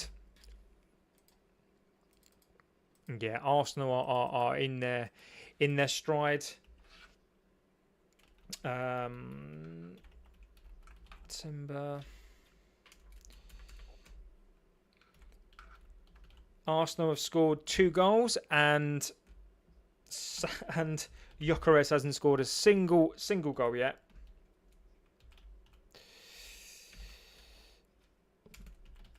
That's a great finish by Saka.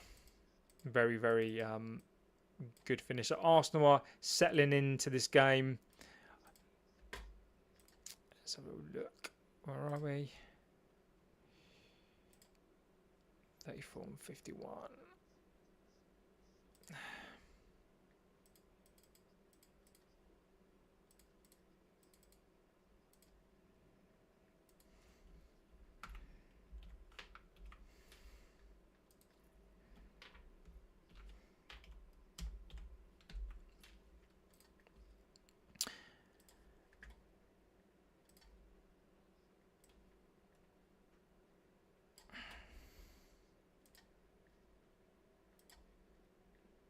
Great goal by Arsenal. Let's update the scores.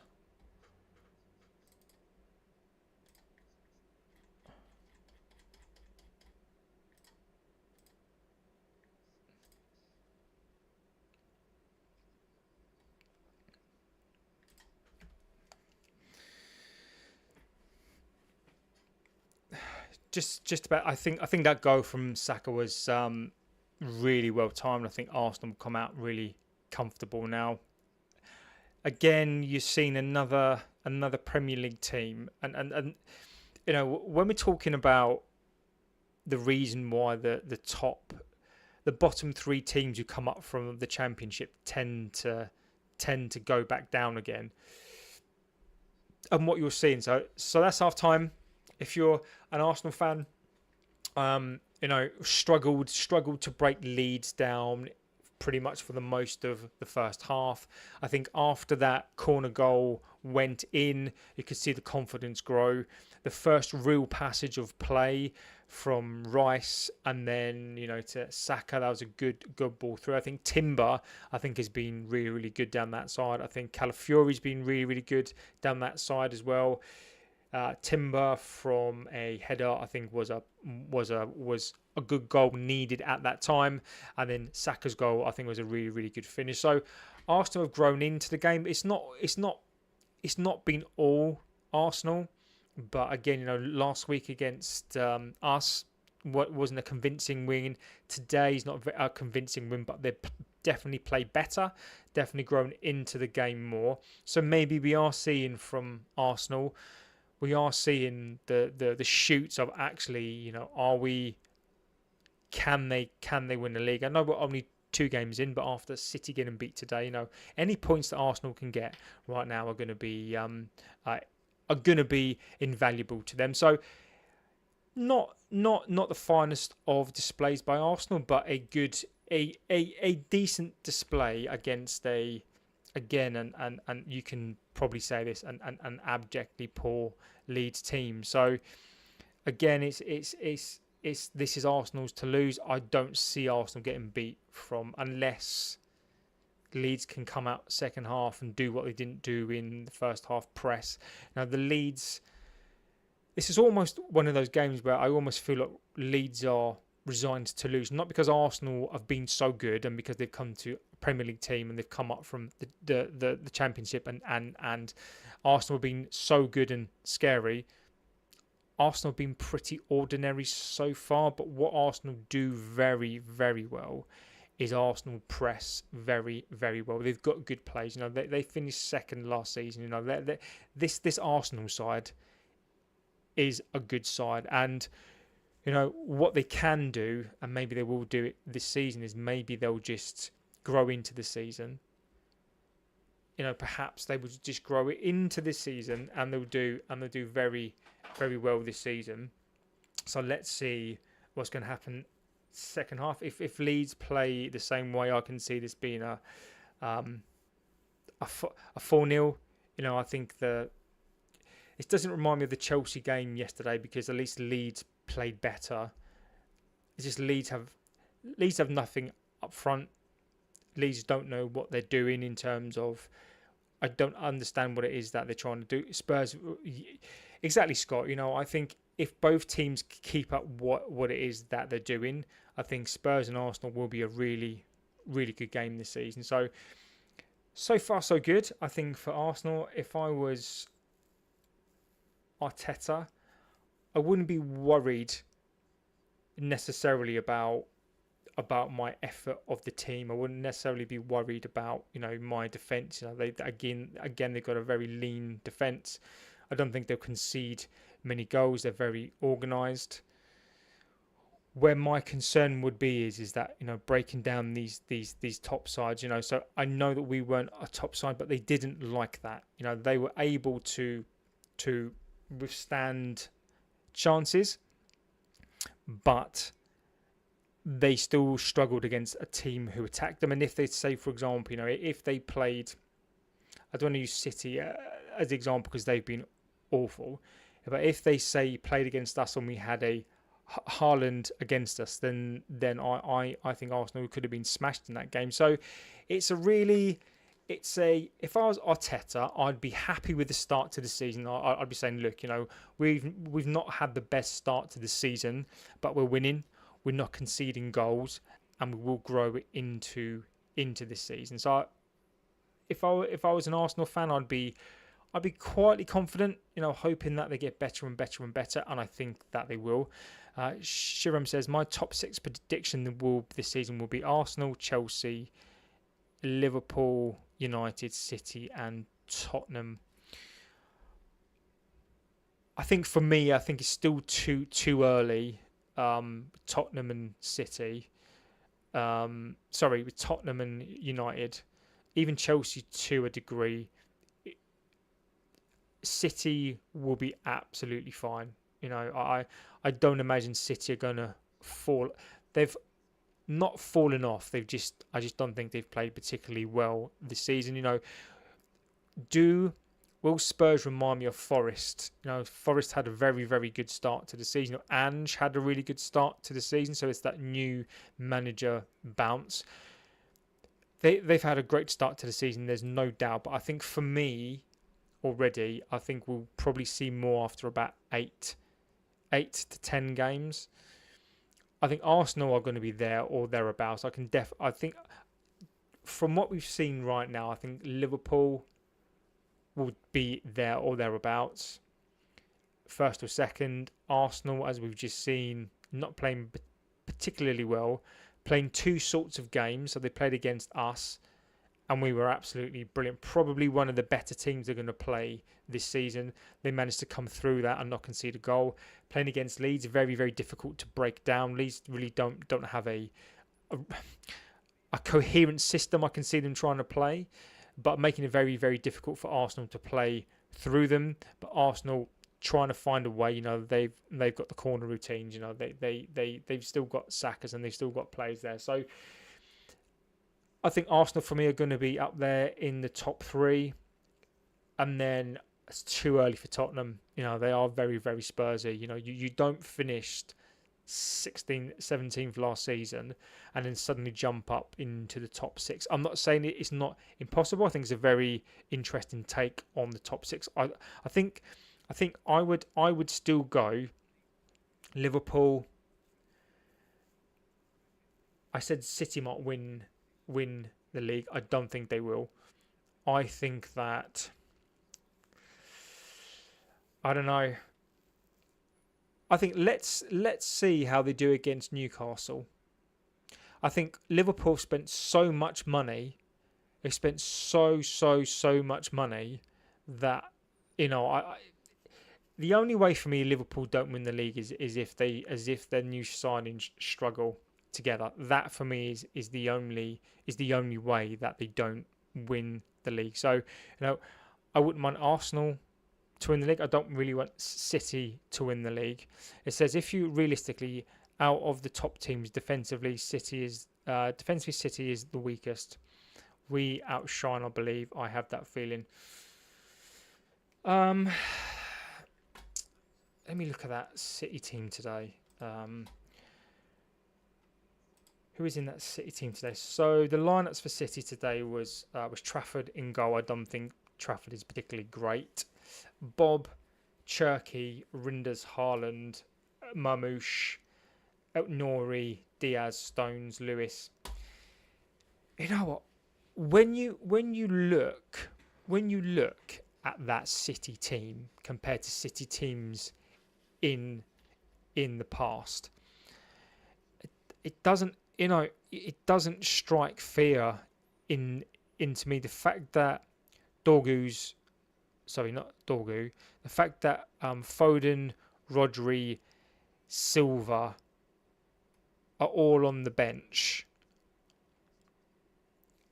I don't know what that tells me about what he's trying to do. I don't know. For me, that's a very, very confused squad. That's a very, very confused squad from Pep. And I don't know whether he's not taking them seriously or whether there are injuries in that team. But if that's his first team, then I think you're right. That defence for me, there's definitely gaps there. I don't want Liverpool to win the league, no. So unless Pep can get that team right, I think you could be right. So I think for me right now, I think Liverpool, Arsenal are going to be the top 2, and then you can then pick the best from the rest. So I still think City will have too much to not finish in the top 4. So the top 4 for me will be, I believe is going to be Liverpool, Arsenal. Pick 1 or 2 out of that. 3rd and 4th will be City, Chelsea. I just think I wasn't impressed with Chelsea last night, but the one thing for me with Chelsea will be if they can get that squad to gel together. I think Chelsea's back 4 are not particularly great. I think Chelsea's back 4 are not great. You're so used to a Carvalho, a Terry being in there that I don't think that Chelsea back 4 is particularly good at this stage of the season. So if Chelsea can actually get a cohesion of a team together, then I do think that then they could nab that full spot. Spurs, if we're looking at the best of the rest, I'm going to look at the table quickly, and let's have a little look. Premier League table. Table.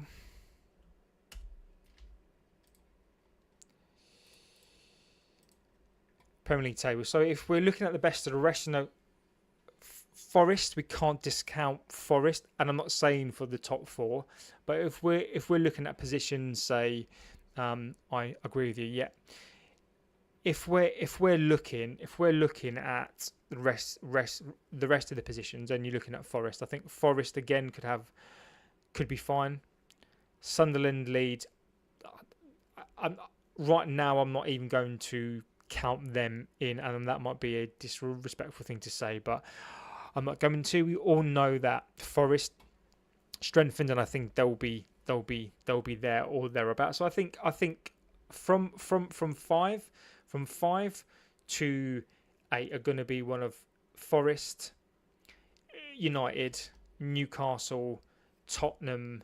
I think Villa will fall away completely. Newcastle may fall away. Yes, I am, Scott. Yes, I am, my friend. Yes, I am. So I think realistically, I think Crystal Palace have lost quite a few players. Newcastle, I think will suffer from Champions League. They may not suffer it now, but when they get into the depths of the Champions League, I think they're going to suffer. So I think that rules them out. So I think it's going to be one of Chelsea, United, Spurs, Forest, and Newcastle maybe. But I think outside of that, that's where I think that top eight is. Unless there's a big shocking there, I just can't see it. So yeah, I mean, can you imagine if Spurs won the league? I think it would be absolutely ridiculous. I don't think they will. I think Chelsea will be too inconsistent to win the league. I think Arsenal have a very settled squad. I think Liverpool have added some really good players to that squad. So I think it is going to be between Arsenal, Liverpool, City. It really depends on injuries for them. I think, looking at that squad that played today, that wasn't the best squad. I don't know what Pep is doing. At what time is kickoff? Kickoff is, I think it's 4:30 tomorrow. I will check on that. I think kickoff is United Fulham. I think it's 4:30 tomorrow.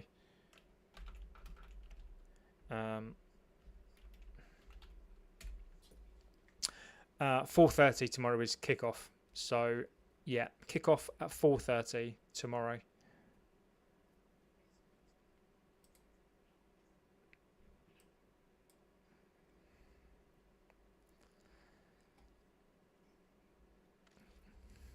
So I tomorrow, I wonder what our squad will be tomorrow. I think Onana potentially not being in the squad will tell you everything that you need to know.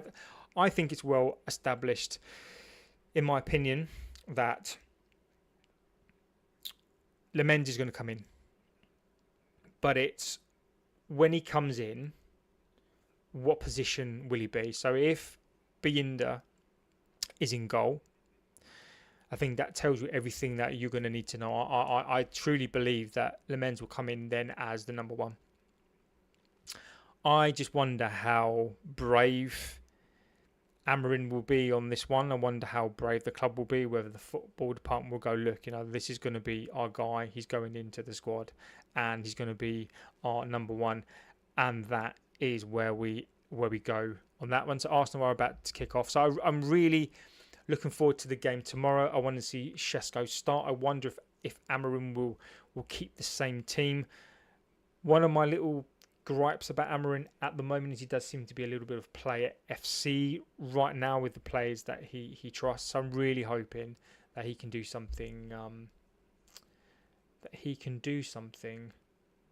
different. So Arsenal are about to kick off again.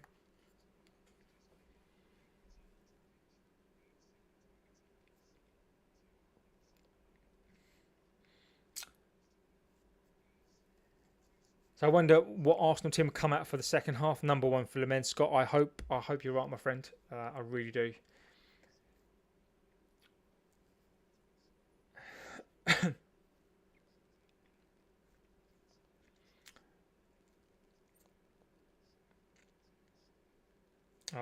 Leeds again. I wonder if this is going to be very much like the West Ham game yesterday, whereby Leeds are going to be the architects of their own misfortune. They need to get back into this game, and I think the next goal, and I do think there will be another goal in this game, and whoever scores it, it's the same as yesterday, will go on to win this game.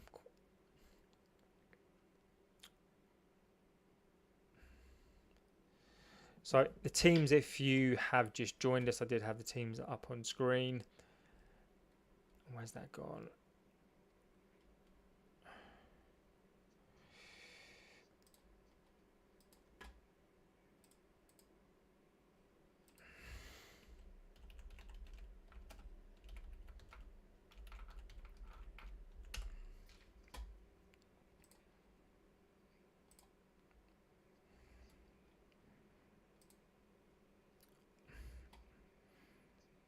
Calafuri for me, those that left and right back, I think have been really, really good today. Actually, I think they have provided enough width and enough progression for Arsenal. I think they've been very, very, very bright today.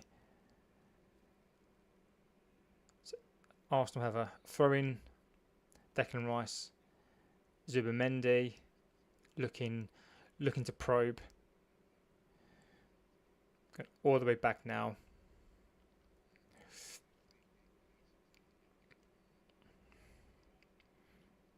Arsenal are getting into their stride now with Timber, Madueke, Zubimendi,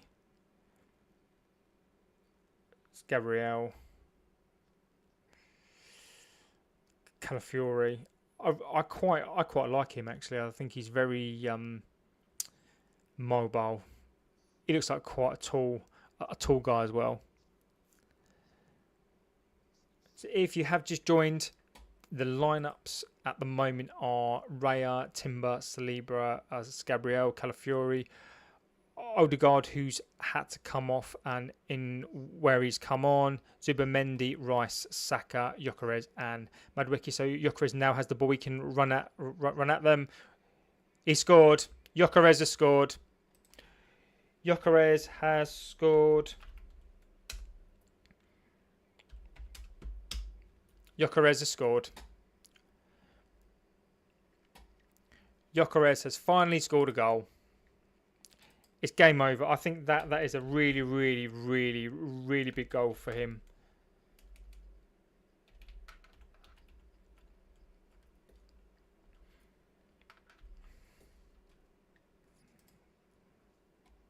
That's a goal. He's finally scored. So he's managed to break his duck in the second game.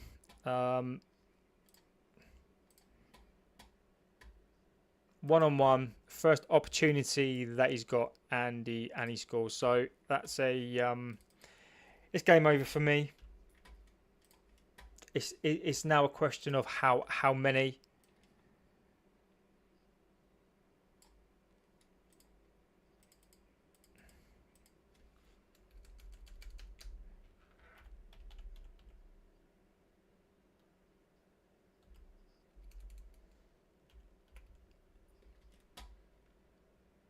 Great goal from Gyökeres there. I have to say,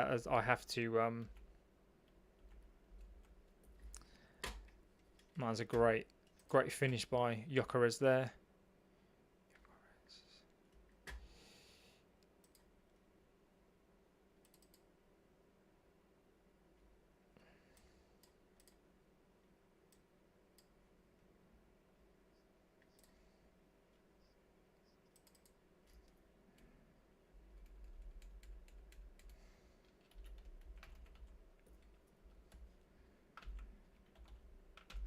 There we go, much better. Great goal there. A proper striker's goal for me, that was. Let's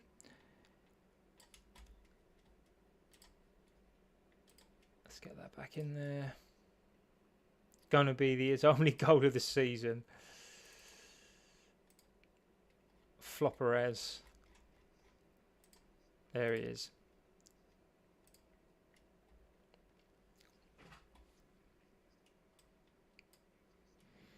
Calafiori are this is going the same way as Leeds, and again now this is Arsenal now taking the games to Leeds.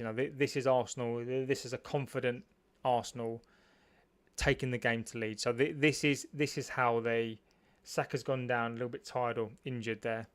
They've just kicked the ball out. So Gyökeres, for me, that was the first time that he's managed to square up with the defender. He he looked like there for the first time that somebody who scored 38 goals last season. So, first 1-1, not scared to take him on. Good finish.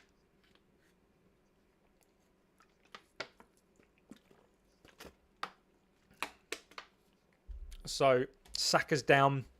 Odegaard has gone off. So if you have just joined, 3-0 to Arsenal. Yuri Timber from a corner. Bukayo Saka, great finish, and Gyökeres, first bit of the second half, squared up to the Leeds defender, and it was a good striker's goal. So, there's sort of no complaints there. Arsenal have definitely grown into this game, and now it's a case of Leeds need to hold on for dear life, I think.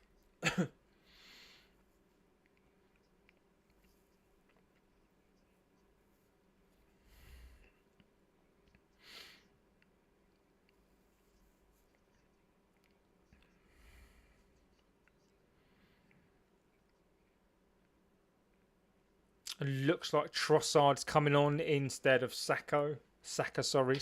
Who's bloody Saka?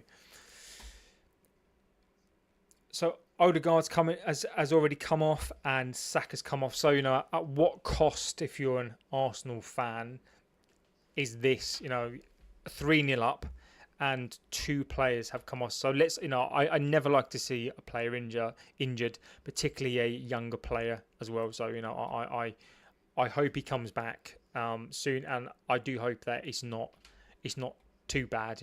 It's never nice to see players injured. One of Arsenal's better players as well, and he does look like he's struggling with that. I think that could be a couple of weeks out. So hopefully he comes back soon. But yeah. I was looking to see where he got injured there. So he was in full run. Yeah, that looks like that's a hamstring to me. That's a hammer. That's a hammy, that is. It looks like a hamstring. That's good by Arsenal. Nice by Declan Rice. They got the balls down. So I think if you're an Arsenal fan now, I think I'd be slightly disappointed, as much as you've grown into the game, and I think you have. I think Shesko will outscore Gyökeres. Scott, I hope you are right, my friend. I really, really do. It'd be amazing to see that. I really, really do hope you're right, my friend. This is much better by Arsenal this week. Much, much better. I think it does help when you play in a promoted team. Back to Trossard. I think it does help in a second game when you're playing against a team that's come up. So, I almost feel like United tomorrow will be the opposite of Arsenal. And what I mean by that is that Arsenal played us. Calvert-Lewin's got this ball. Gabriel to Saliba. Arsenal are working this really, really well. Back to Yuri Timber. Really nice ball. Really, really nice ball. Madueke out on the right hand side. It's a good ball in. Gyökeres nowhere near that. Back to Madueke. Back to Madueke. Still got it. Trying to find a gap through. It's very good by Madueke. Cross the ball. Get out by Leeds. Out. So I almost think for me is that United are going to have the opposite from Arsenal. So what I mean by that is Arsenal play a Premier League team. That's really nice from Arsenal. They win that ball back. So Arsenal still win, but have a really, really poor game for me.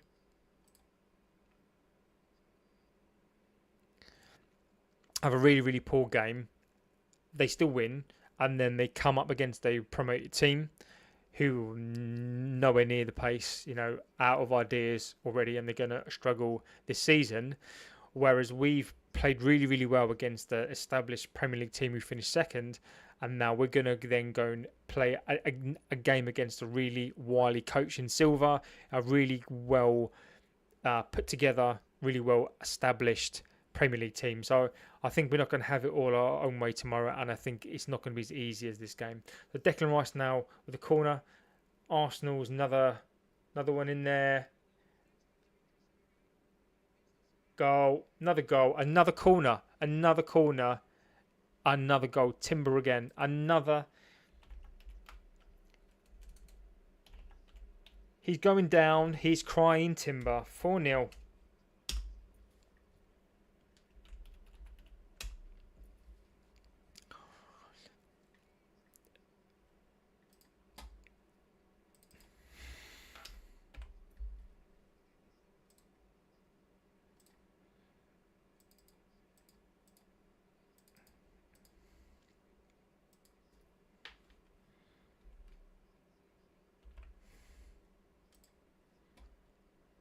Another corner, another corner, another goal. And this for Arsenal, I think, is a little bit of a statement. You know, for me, this says, look, we mean business. Okay, yes, fine. You know, there's a. I'd still say, ultimately, you were abjectly terrible in the first game. You're playing against a promoted Leeds team who have no idea what they're doing. But at the end of the day, you can only play what's in front of you. Arsenal were very, very good at corners. Declan Rice, again, the way they take their set pieces, they basically are the new Stoke. But you know, I like this performance. Timber, I think, is a great player. I really, really like Timber. You know, when he did his ACL, I did worry about him, but he's come back and he's shown well, because he was a centre back for Ten Hag at Ajax, and he's obviously been moved now to the left back position, and I definitely think he suits that position much better. I think he's got all the qualities of a centre back, but all the pace of a left back. So I think he's very good. Leeds again are terrible. You know, this is the case of another promoted team come up. What are they supposed to do? What are promoted teams supposed to do when they come up? How can they come up into this league and even hope to compete? You know, they did okay for the first 20 minutes or even half an hour, but Arsenal's superior players, superior play, you know, they've literally just blown them away. And now to be fair to Arsenal, we are seeing them play Leeds off of the park. So now they are winning because they are the better team. They look comfortable. Leeds not in this game at all. And it's going to be a really, really long season for Leeds this season. So I do feel for Leeds fans. It's only Leeds though, not. And this is what I mean, Scott, as well. Is, you know, I think that obviously what's going to happen now is Arsenal are going to be title contenders because they've beaten Leeds. But if you look at Chelsea yesterday, West Ham were abjectly terrible. It's probably one of the worst performances from a football team I've ever seen. Leeds come here today with no idea. Absolutely no idea. And Arsenal in the first half were okay. They managed to get the second goal, but for me weren't absolutely amazing. And they've got the goal, they've got the second goal, calm their nerves, come back out again. Gyökeres, to be fair, scored a decent goal. But is this a vintage Arsenal performance? No. You know, is it worthy of a 4-0? You could argue yes. You know, what's interesting is that yesterday Chelsea scored from 2 corners. Today Arsenal scored from 2 corners. So outside of those 2 corners, you can argue that it should be 2-0. And I think that would probably be more of a fair result. But this is where we are. And then you know what could happen tomorrow? We could draw tomorrow. We've got 1 point from 1 point from 6, and you know suddenly we are the worst team again. So this is why it's really important for me that tomorrow that we absolutely win that game tomorrow. Arsenal again look really comfortable on the ball, no issues whatsoever. Nice little play there by Nwiri. Declan Rice. This is really, really nice play for Arsenal. Leeds have no idea. So Madueke's got the ball, good cross in. Nice touch. Calafiori, unlucky. Easy day now. Easy day for Arsenal. This is an easy day. So what I want to see from our here we go. They're so confident now that Arsenal are bringing on their youngest ever player, I believe. Arsenal are bringing on a 15-year-old. And we're back again.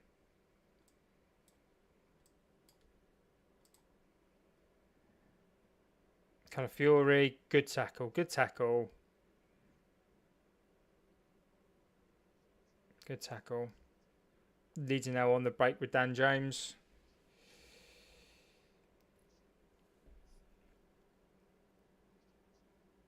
That's a great ball by James. Go on, Bogle. Nothing there at all. Absolutely nothing there at all. Gyökeres has been bullied there. So there's a break now. So Arsenal's youngest ever player is about to come on. 15 years old. Lewis Skelly is going to come on.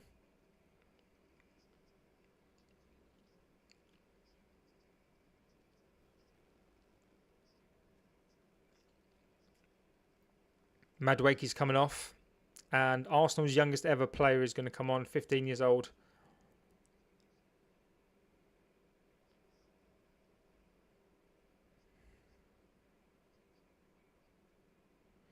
The new Kaka, apparently. It's a Donovan, is it? Or Dowman? Dowman's come on. 15-year-olds come on. Almost the perfect opportunity and the perfect game for him to come on. So well done. Yeah, I built the PC myself. Yeah, I built it about 2 months ago. So not bad. I'm quite pleased that I managed to build that PC myself.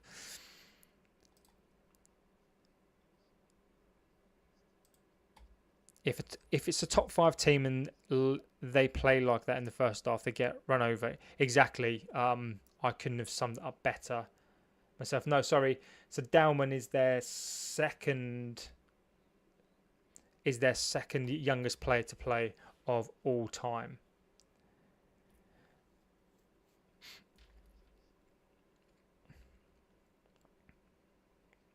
Yeah.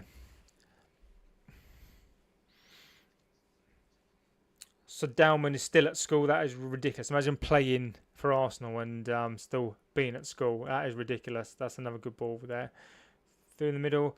If you have just joined, this is, this for me is a typical Championship performance by Leeds. They've come up, they've bought players, they haven't put their players on. They've only just signed. So Okafor is now coming on. So he's now coming on. An actual striker that they've got is now gonna come on. Dan James is coming off as well. Aaronson's coming on. Okafor's coming on for Leeds.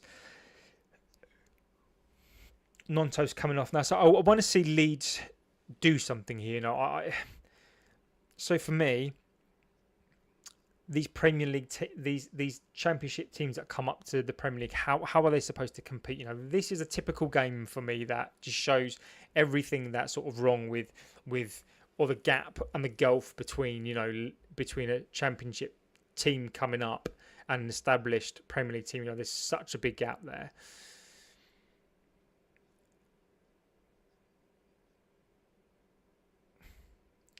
Gyökeres is still struggling. Gyökeres for me struggles with physicality right now. I think he's so used to being in the Portuguese league and just bashing people away that he's struggling in this league so far. Now, other than the goal, I think it was a really well taken goal.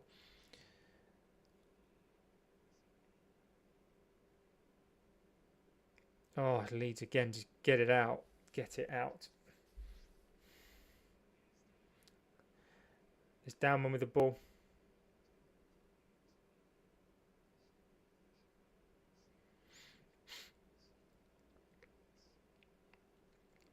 This is one of those games where now Arsenal are going to look for another goal, but I think they're just pretty much happy now just to see this game out. If you have just joined, if I wanted to sum up this game as a rival, is that it pretty much with the Arsenal that we saw last week? Are they on display here? I think it's pretty much the same as there or thereabouts. I think Scott in the chat has pretty much summed this up. Leeds have nothing to lose. Exactly that.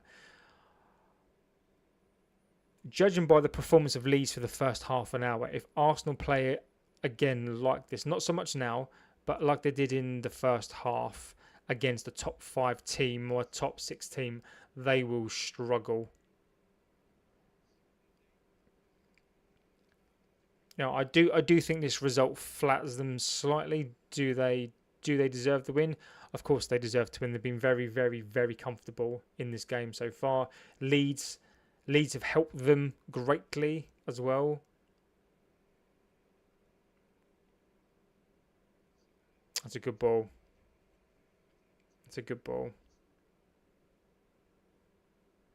Watch that all of the way there.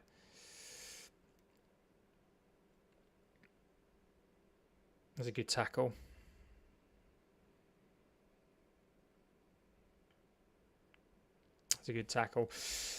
So Arsenal as well, again, they still have Eze to come in, so I don't know if that's luck really, but the fact that Saka's gone off injured as well, so some of the highlights for me are Gyökeres has scored a goal. Saka has gone off injured. I've got my 3-month-old watching with me. Oh, welcome to fatherhood. Is that your first? Is that second? I've got 3 of them. That's cool. I mean that was always my favourite time, Scott, was when they were like little babies, and you can kind of, they're still of an age where they can't really do too much, and you can literally just sit them there. You can hold them, feed them, and they 3 months is where they start to look at colours, right? So that's really cool. And of course, it never hurts to start them young. Maybe not on the Arsenal game, but I remember when mine were really little, watching one of the FA Cup games against Chelsea, which I think we lost that game.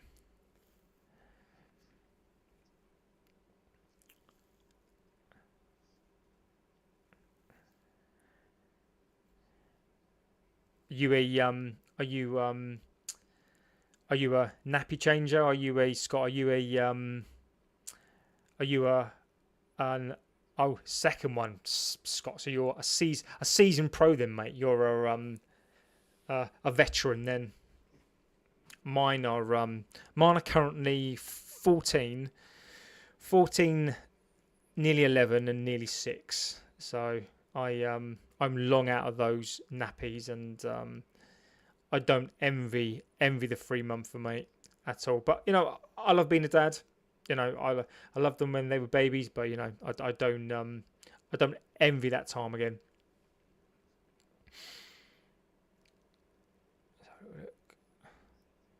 We got 6 kids here though. Oh, amazing. We got 6 kids here though. Jesus. Poof. That is tough going. Jesus, 6 kids, man. That is wow. That is that's tough. Are they? I mean, I've got. That's a good play, the Bullies. Yeah, I've got three girls, so I yeah. Three's hard enough. Never mind 6. I take take my hat off to you, having 6 kids there, mate. Monday Night Football against Leeds and Liverpool. Yeah, I do most things. Only thing he doesn't like me feeding him. I've got a boy and a girl who's nearly 3. Three is like my favourite age. It's my daughter's 5, like it's her birthday soon, and 5 is that sort of that age for me where they're still little. They've started school and they're still quite cute. Is obviously when they turn about 7 or 8. That's when they 5 boys, 1 girl. Jesus, that's a is that a football house? That's a very that sounds like a very sporty, and obviously I'm just assuming here, of course. That sounds like a very football-y, sporty house. But at least, with the little girl, she's going to have a lot of protection, as it was. That's really good by Dowman. That's a great ball by Dowman. Really good tackle by Leeds. Yeah, so this game is a sort of fizzled into a sort of nothing game, really. This Arsenal have done their job. I think ultimately Arteta will be happy. He'll be happier. She's a terror. My youngest is a little bit of a terror. She's very sweet. She's very, very sweet.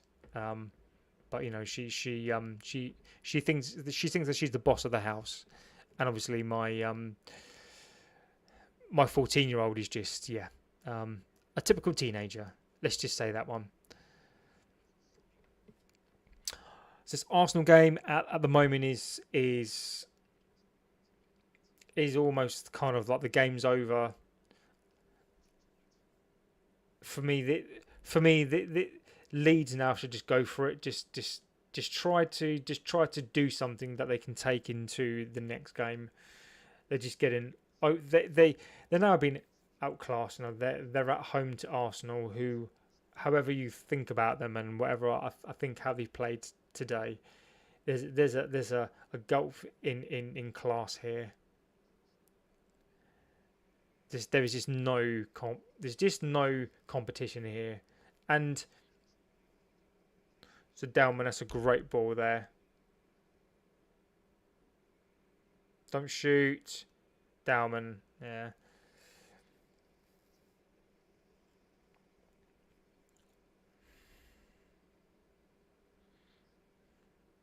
Now, what I think is dangerous about Arsenal is obviously when they're settled and they're playing with confidence, they are a really, really good side. But I do think they're going to have to grow into this league.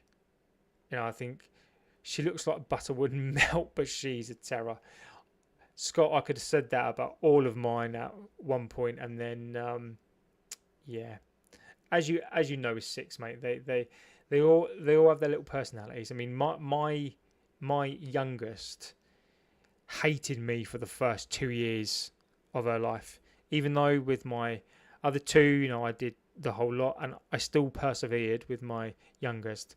But my youngest didn't let me come anywhere near her for 2 years. She absolutely hated me. The other 2, I was their favourite. I was, but my youngest would absolutely just despised me for the first 2 years. We're best friends now, but she, absolutely hated me for the first 2 years, which was, which wasn't fun.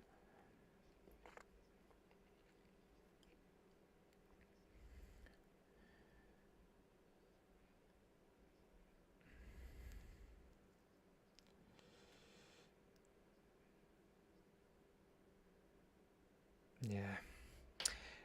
This game is one of those games where you just want it to come to the end. Now, I mean, if this was a United game, obviously, you'd be comfortable and we'd be happy and we'd be talking about stuff. But I think as a neutral, in this game. You obviously want to see more. So the thing, I think, if I was an Arsenal fan tonight, I'd be happier. I'd be happy with this display. Maybe you wouldn't be talking about the fact that it's Leeds and the fact that Leeds are awful, and Leeds have helped you win this game pretty much. You'd be happy. But as a neutral and a rival, watching along to this, the biggest disappointment for me still, I mean, that was good by Timber. The biggest disappointment for me in this game is the lack of competitiveness. There is still such a big gulf in class between these two teams, between the Championship teams. I don't know what the Premier League can do to make these games more competitive. Go on, Leeds. Oh, unlucky. That's some good defending there. Gyökeres, he's done okay there. I think that for me is probably one of the biggest disappointments so far. Is, Leeds. Let's be clear for those people who are not old enough. Leeds won the Premier, or Leeds won a league back in 91, 92. Leeds have always won leagues. They've always been a good team. She doesn't leave my side. She's all over me day in, day out. All right, Scott, you're bragging away. No, that's nice. No, it's. I mean, I think that's. There's something about dads and little girls that when they're all over you, mate. That little girls will get exactly whatever they want from their dad. So I think you should definitely be prepared for to be owned.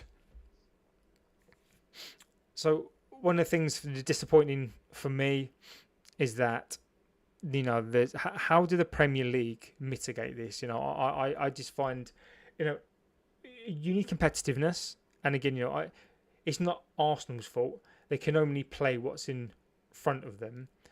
But if you're Leeds, you're a big club, and you're trying to get back to where you used to be. They were a huge club.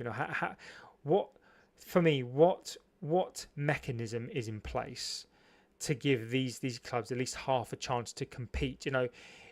If United, for example, finished 15th last season, which we did, and then you've got Spurs who finished 17th. If we were terrible again this season, what mechanism is there in place for then Leeds to come up, or another team to come up and then be competitive against those lower ranked teams? There really isn't. She was the first girl on my side of the family in 32 years. The last one was my sister, and before that was my gran. Wow, Scott, that is that's amazing, mate. And congratulations. I mean, that is a massive deal. Yeah, I bet your family are well pleased on that, mate. That is obviously I'm biased because obviously I've got 3 girls, so I know exactly how you feel, my friend.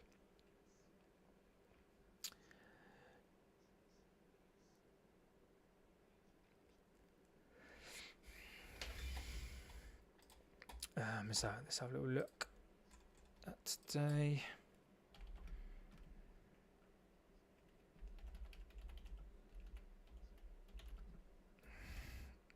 Premier League today. So let's look at the results today. So Burnley, Sunderland, a battle of the teams that have come up. So Sunderland went from winning 3-0 last week against West Ham. Unlucky, but down one there. So Burnley won, Sunderland won in the previous week. So I guess that cancels that out. Aston Villa lost. Bournemouth won. I think Wolves for me are the one who are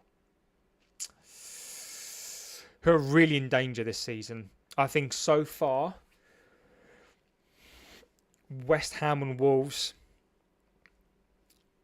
are the ones who are probably in danger now. Everton, I expect Everton to kind of have a better season and not finish near there. United, I'm demanding and expecting a win tomorrow, but we'll see how that goes. So far, Leeds and Burnley having those wins under their belt, and Sunderland would definitely help them at this part of the season already. But let's see how we do there. So we're gonna tomorrow's lineup. I'm gonna probably come on about 3 o'clock tomorrow. This game for me is fizzled out. We're in the 82nd minute. Mertens started today as well. Yeah. And started as well today. Yeah.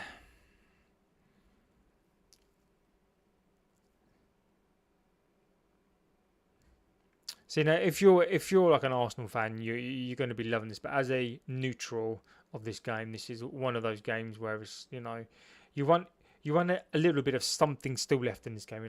If it was a 3-2 or a 2-1 even, or a 1-0. But hats off to Arsenal today. Whether or not we like it, or whether or not I like it today, they've been the superior team. For the first half an hour, though, I am going to say this. For the first half an hour, for the first half an hour of this game, Leeds were in this game. Leeds were definitely in this game. That's a great ball, Okafor. Leeds were in this game. Arsenal found it really difficult to break Leeds down, and then Leeds just capitulated. After that second goal, Leeds had no idea what to do. Really, they had no idea what to do. Arsenal struggled in the first half an hour to break Leeds down, but then once they got that second goal from Saka, what Arsenal do have is resilience. Arsenal have the ability to not concede goals, which I think is a very underrated skill.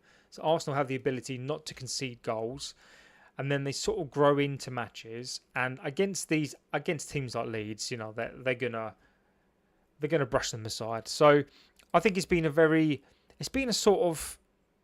just been a kind of a job done, really. I hope we start Šeško tomorrow. So do I. I want to see Šeško tomorrow. So this has been one of those, I'd say, a kind of typical promoted team game. They've come up against a well-drilled, a very good Arsenal side who are trying to win a league. They just come off of the back of a mauling in terms of play, but they won the game. If I was Arteta and an Arsenal fan, this is what I would have hoped for today. So I think they've got their win. I think they can now kind of play with a bit more confidence, which I think they will.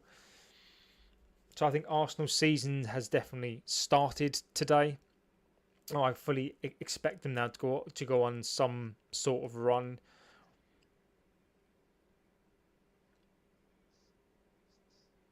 Very, very comfortable today. Very, very comfortable. 50, 60 minutes. Comfortable. Once that second goal was in,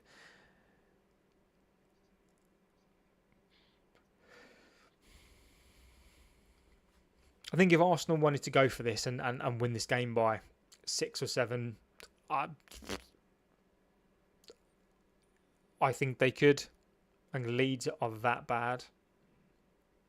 So Dalman has come on for Arsenal as well. One of their youngest ever players to come on. He does look quite good. He's 15 years old.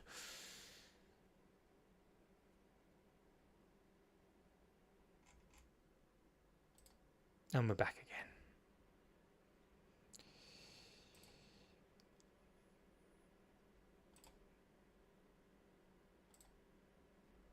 So there's no coincidence that you pay £100 million and you look at Declan Rice and the job that he does and the job that he brings. And, I think we are a CM away. You look at Rice now where he is. He's pushing this game forward.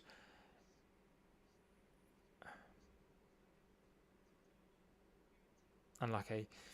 You look at what Rice just did there, and he'll bomb it to get it back as well. We are a CM away from being fourth or fifth. That's what I truly believe, is that we are a fourth or fifth. We are a CM away from finishing a fourth or a fifth this season. And Stream crash for me, yeah.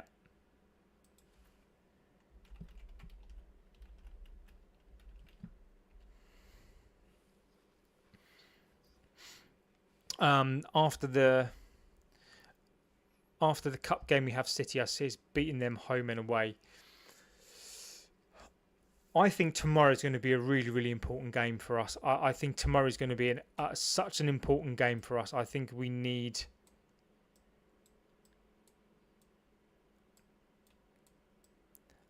I think tomorrow is going to be such an important game for us tomorrow, because... I think tomorrow, as I just said, I think it's going to be such an important game for us tomorrow, because we need to win that game. I think by hook or by crook, Amrin needs to win this game tomorrow, because if Amrin doesn't win the game tomorrow, and I'll tell you for why, even if we were to lose tomorrow, why I wouldn't be too concerned. So the reason why I wouldn't be too concerned tomorrow if we lost is because if we're looking at the teams that we've played, so we played against Arsenal, yes, we should have won the game.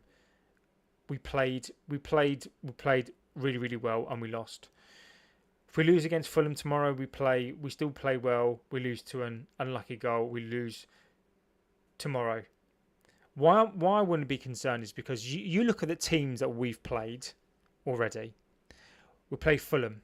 Fulham are a seasoned Premier League team away from home. We would have played against Arsenal.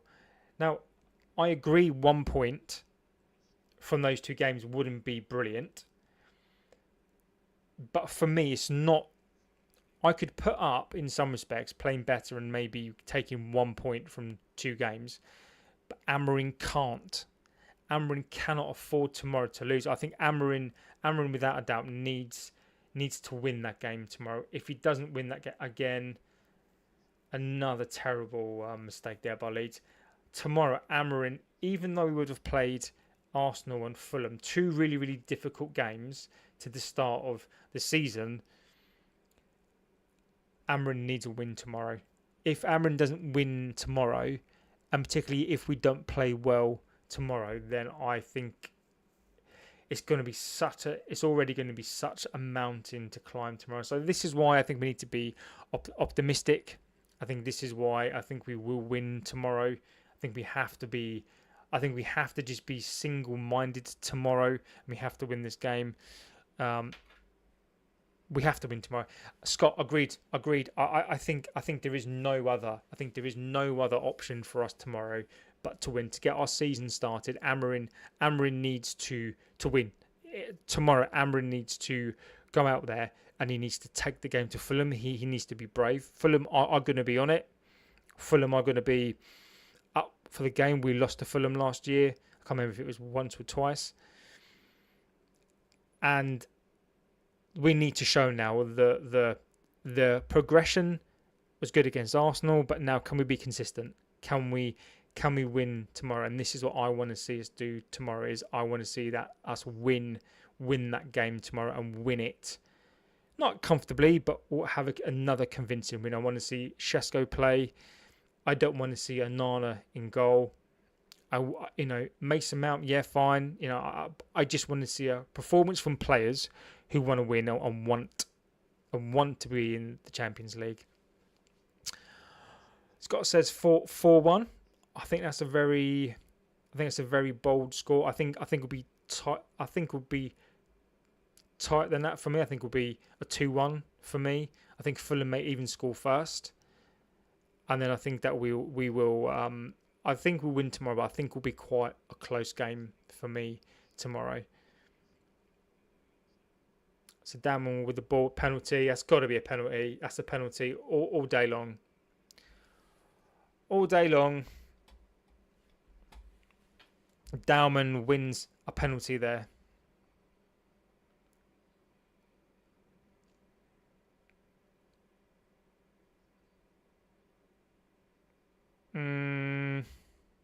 Maybe not. Mm, yeah, maybe it is. I think that's a soft penalty, but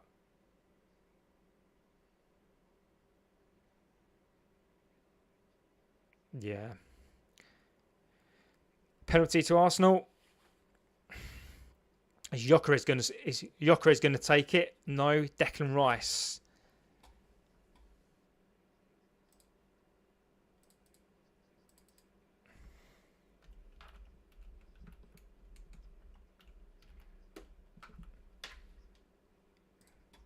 Gyökeres, no. Come on, Gyökeres. Gyökeres needs to get a pair of on him. You are the striker. Take the ball off Declan Rice. Take the ball off of Declan Rice. Declan Rice should be given the ball to Gyökeres. Let him get his second goal. Oh, he has. Oh, he has. He's done exactly as I said he would just do. He's given the ball to Gyökeres.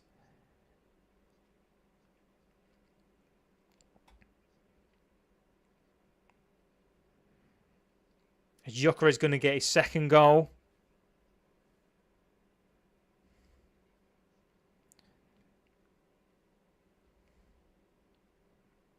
Gyökeres in the 94th minute.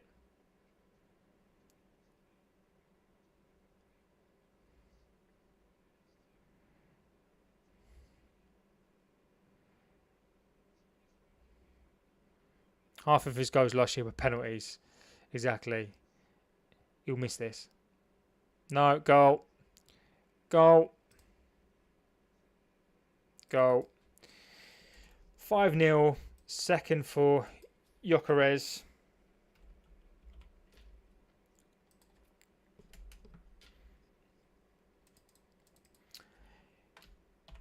Gyökeres, Arsenal have launched their season. I think this is irrespective of how they played last week. I think they can put that to bed. They've got something to build on now this season. 5-0. Gyökeres has got two goals, so he started his season as well. So I think if you're an Arsenal fan tonight, I think there's plenty to celebrate. I don't think you played amazingly well. I think Leeds helped you out vastly, but you can only play what's in front of you, and you can only basically score the goals that are there, right? So, Arsenal again have... But I was wrong when I said that is his first goal, will be his only goal.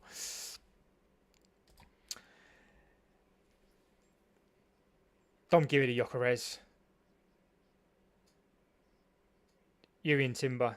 Timber's man of the match. Yeah, if you watch the stream, watch it back, I basically said that I thought Timber was basically the best player. So I'm gonna give that one to myself. Timber has definitely been the best player in this. Full time has gone 5-0. I'll give a quick summary of the Arsenal game, and then yeah, I'm going to call it. I'm going to call this one. So if you have just joined or you're going to watch later on, then where are we with this match? So the first half an hour for me, Arsenal looked ordinary. I thought they looked a little bit nervous. They found it really difficult to break Leeds down for the first half an hour. They did some good things. Arsenal were very good passers of the ball. There's no doubt for me that Arsenal were very, very good on the ball. The ball to feet, they're very, very good. They're also very, very good at not conceding goals. They didn't really concede chances as such. Leeds were very, very good at sort of not letting Arsenal through. And then the moment that Arsenal scored that corner, you could then see Leeds, what are we going to do to get back into this game? And Leeds never really had a response from 30 minutes, really. As soon as Arsenal scored that goal, Leeds then were never in this game. And it was a case of then what could Arsenal do? Arsenal, again, didn't really look great. And then, obviously, they got their second goal with Saka. And then it was basically, that was game over. They looked very, very comfortable second half. If I was an Arsenal fan, I'd be I would be happy with that performance. I think, what can you do against a promoted team? This is what happens every single season. A promoted team come up against one of the top 2 or 3 teams, and they've got to take a little bit of a spanking. I would say to the Premier League, how can you mitigate this? Like, how can you give Leeds or Burnley an opportunity to stay in this league? Now, I'm not saying that, Arsenal should be penalised for being good, but at the same time, how do you balance things out? So, again, Leeds then capitulated second half, and then Arsenal really, really comfortable, played really, really well. There is no doubt that Arsenal are a really good side. Another corner in, Timber then scores his second goal. Gyökeres did really, really well, fronting up to the centre-back, took his goal really, really well.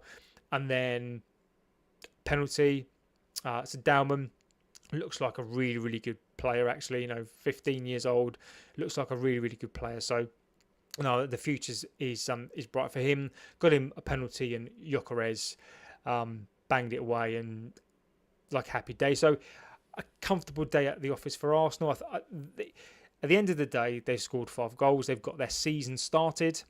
They have got more goals. Gyökeres, their striker, the part that they needed. One of the things that I did say was that, and I've got to be fair here, is that Gyökeres needed to come to the club, and he needed to score goals. That is their missing piece, and Gyökeres could be that missing piece. He scored two goals today.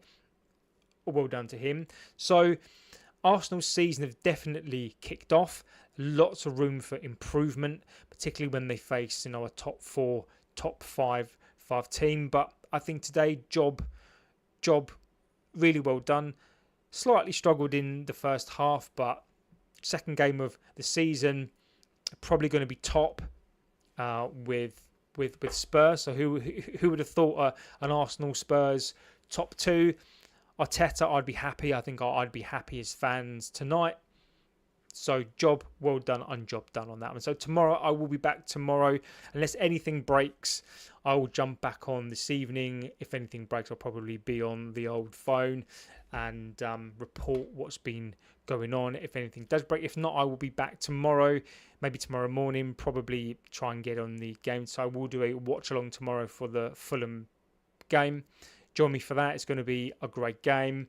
And so thank you for watching. Scott in the chat, absolute legend. I think Chief Herb was in here as well. Shivram been in here as well. Bobby, legend of the chat. Joel was in here as well. Emmy as well. So thank you guys for being here.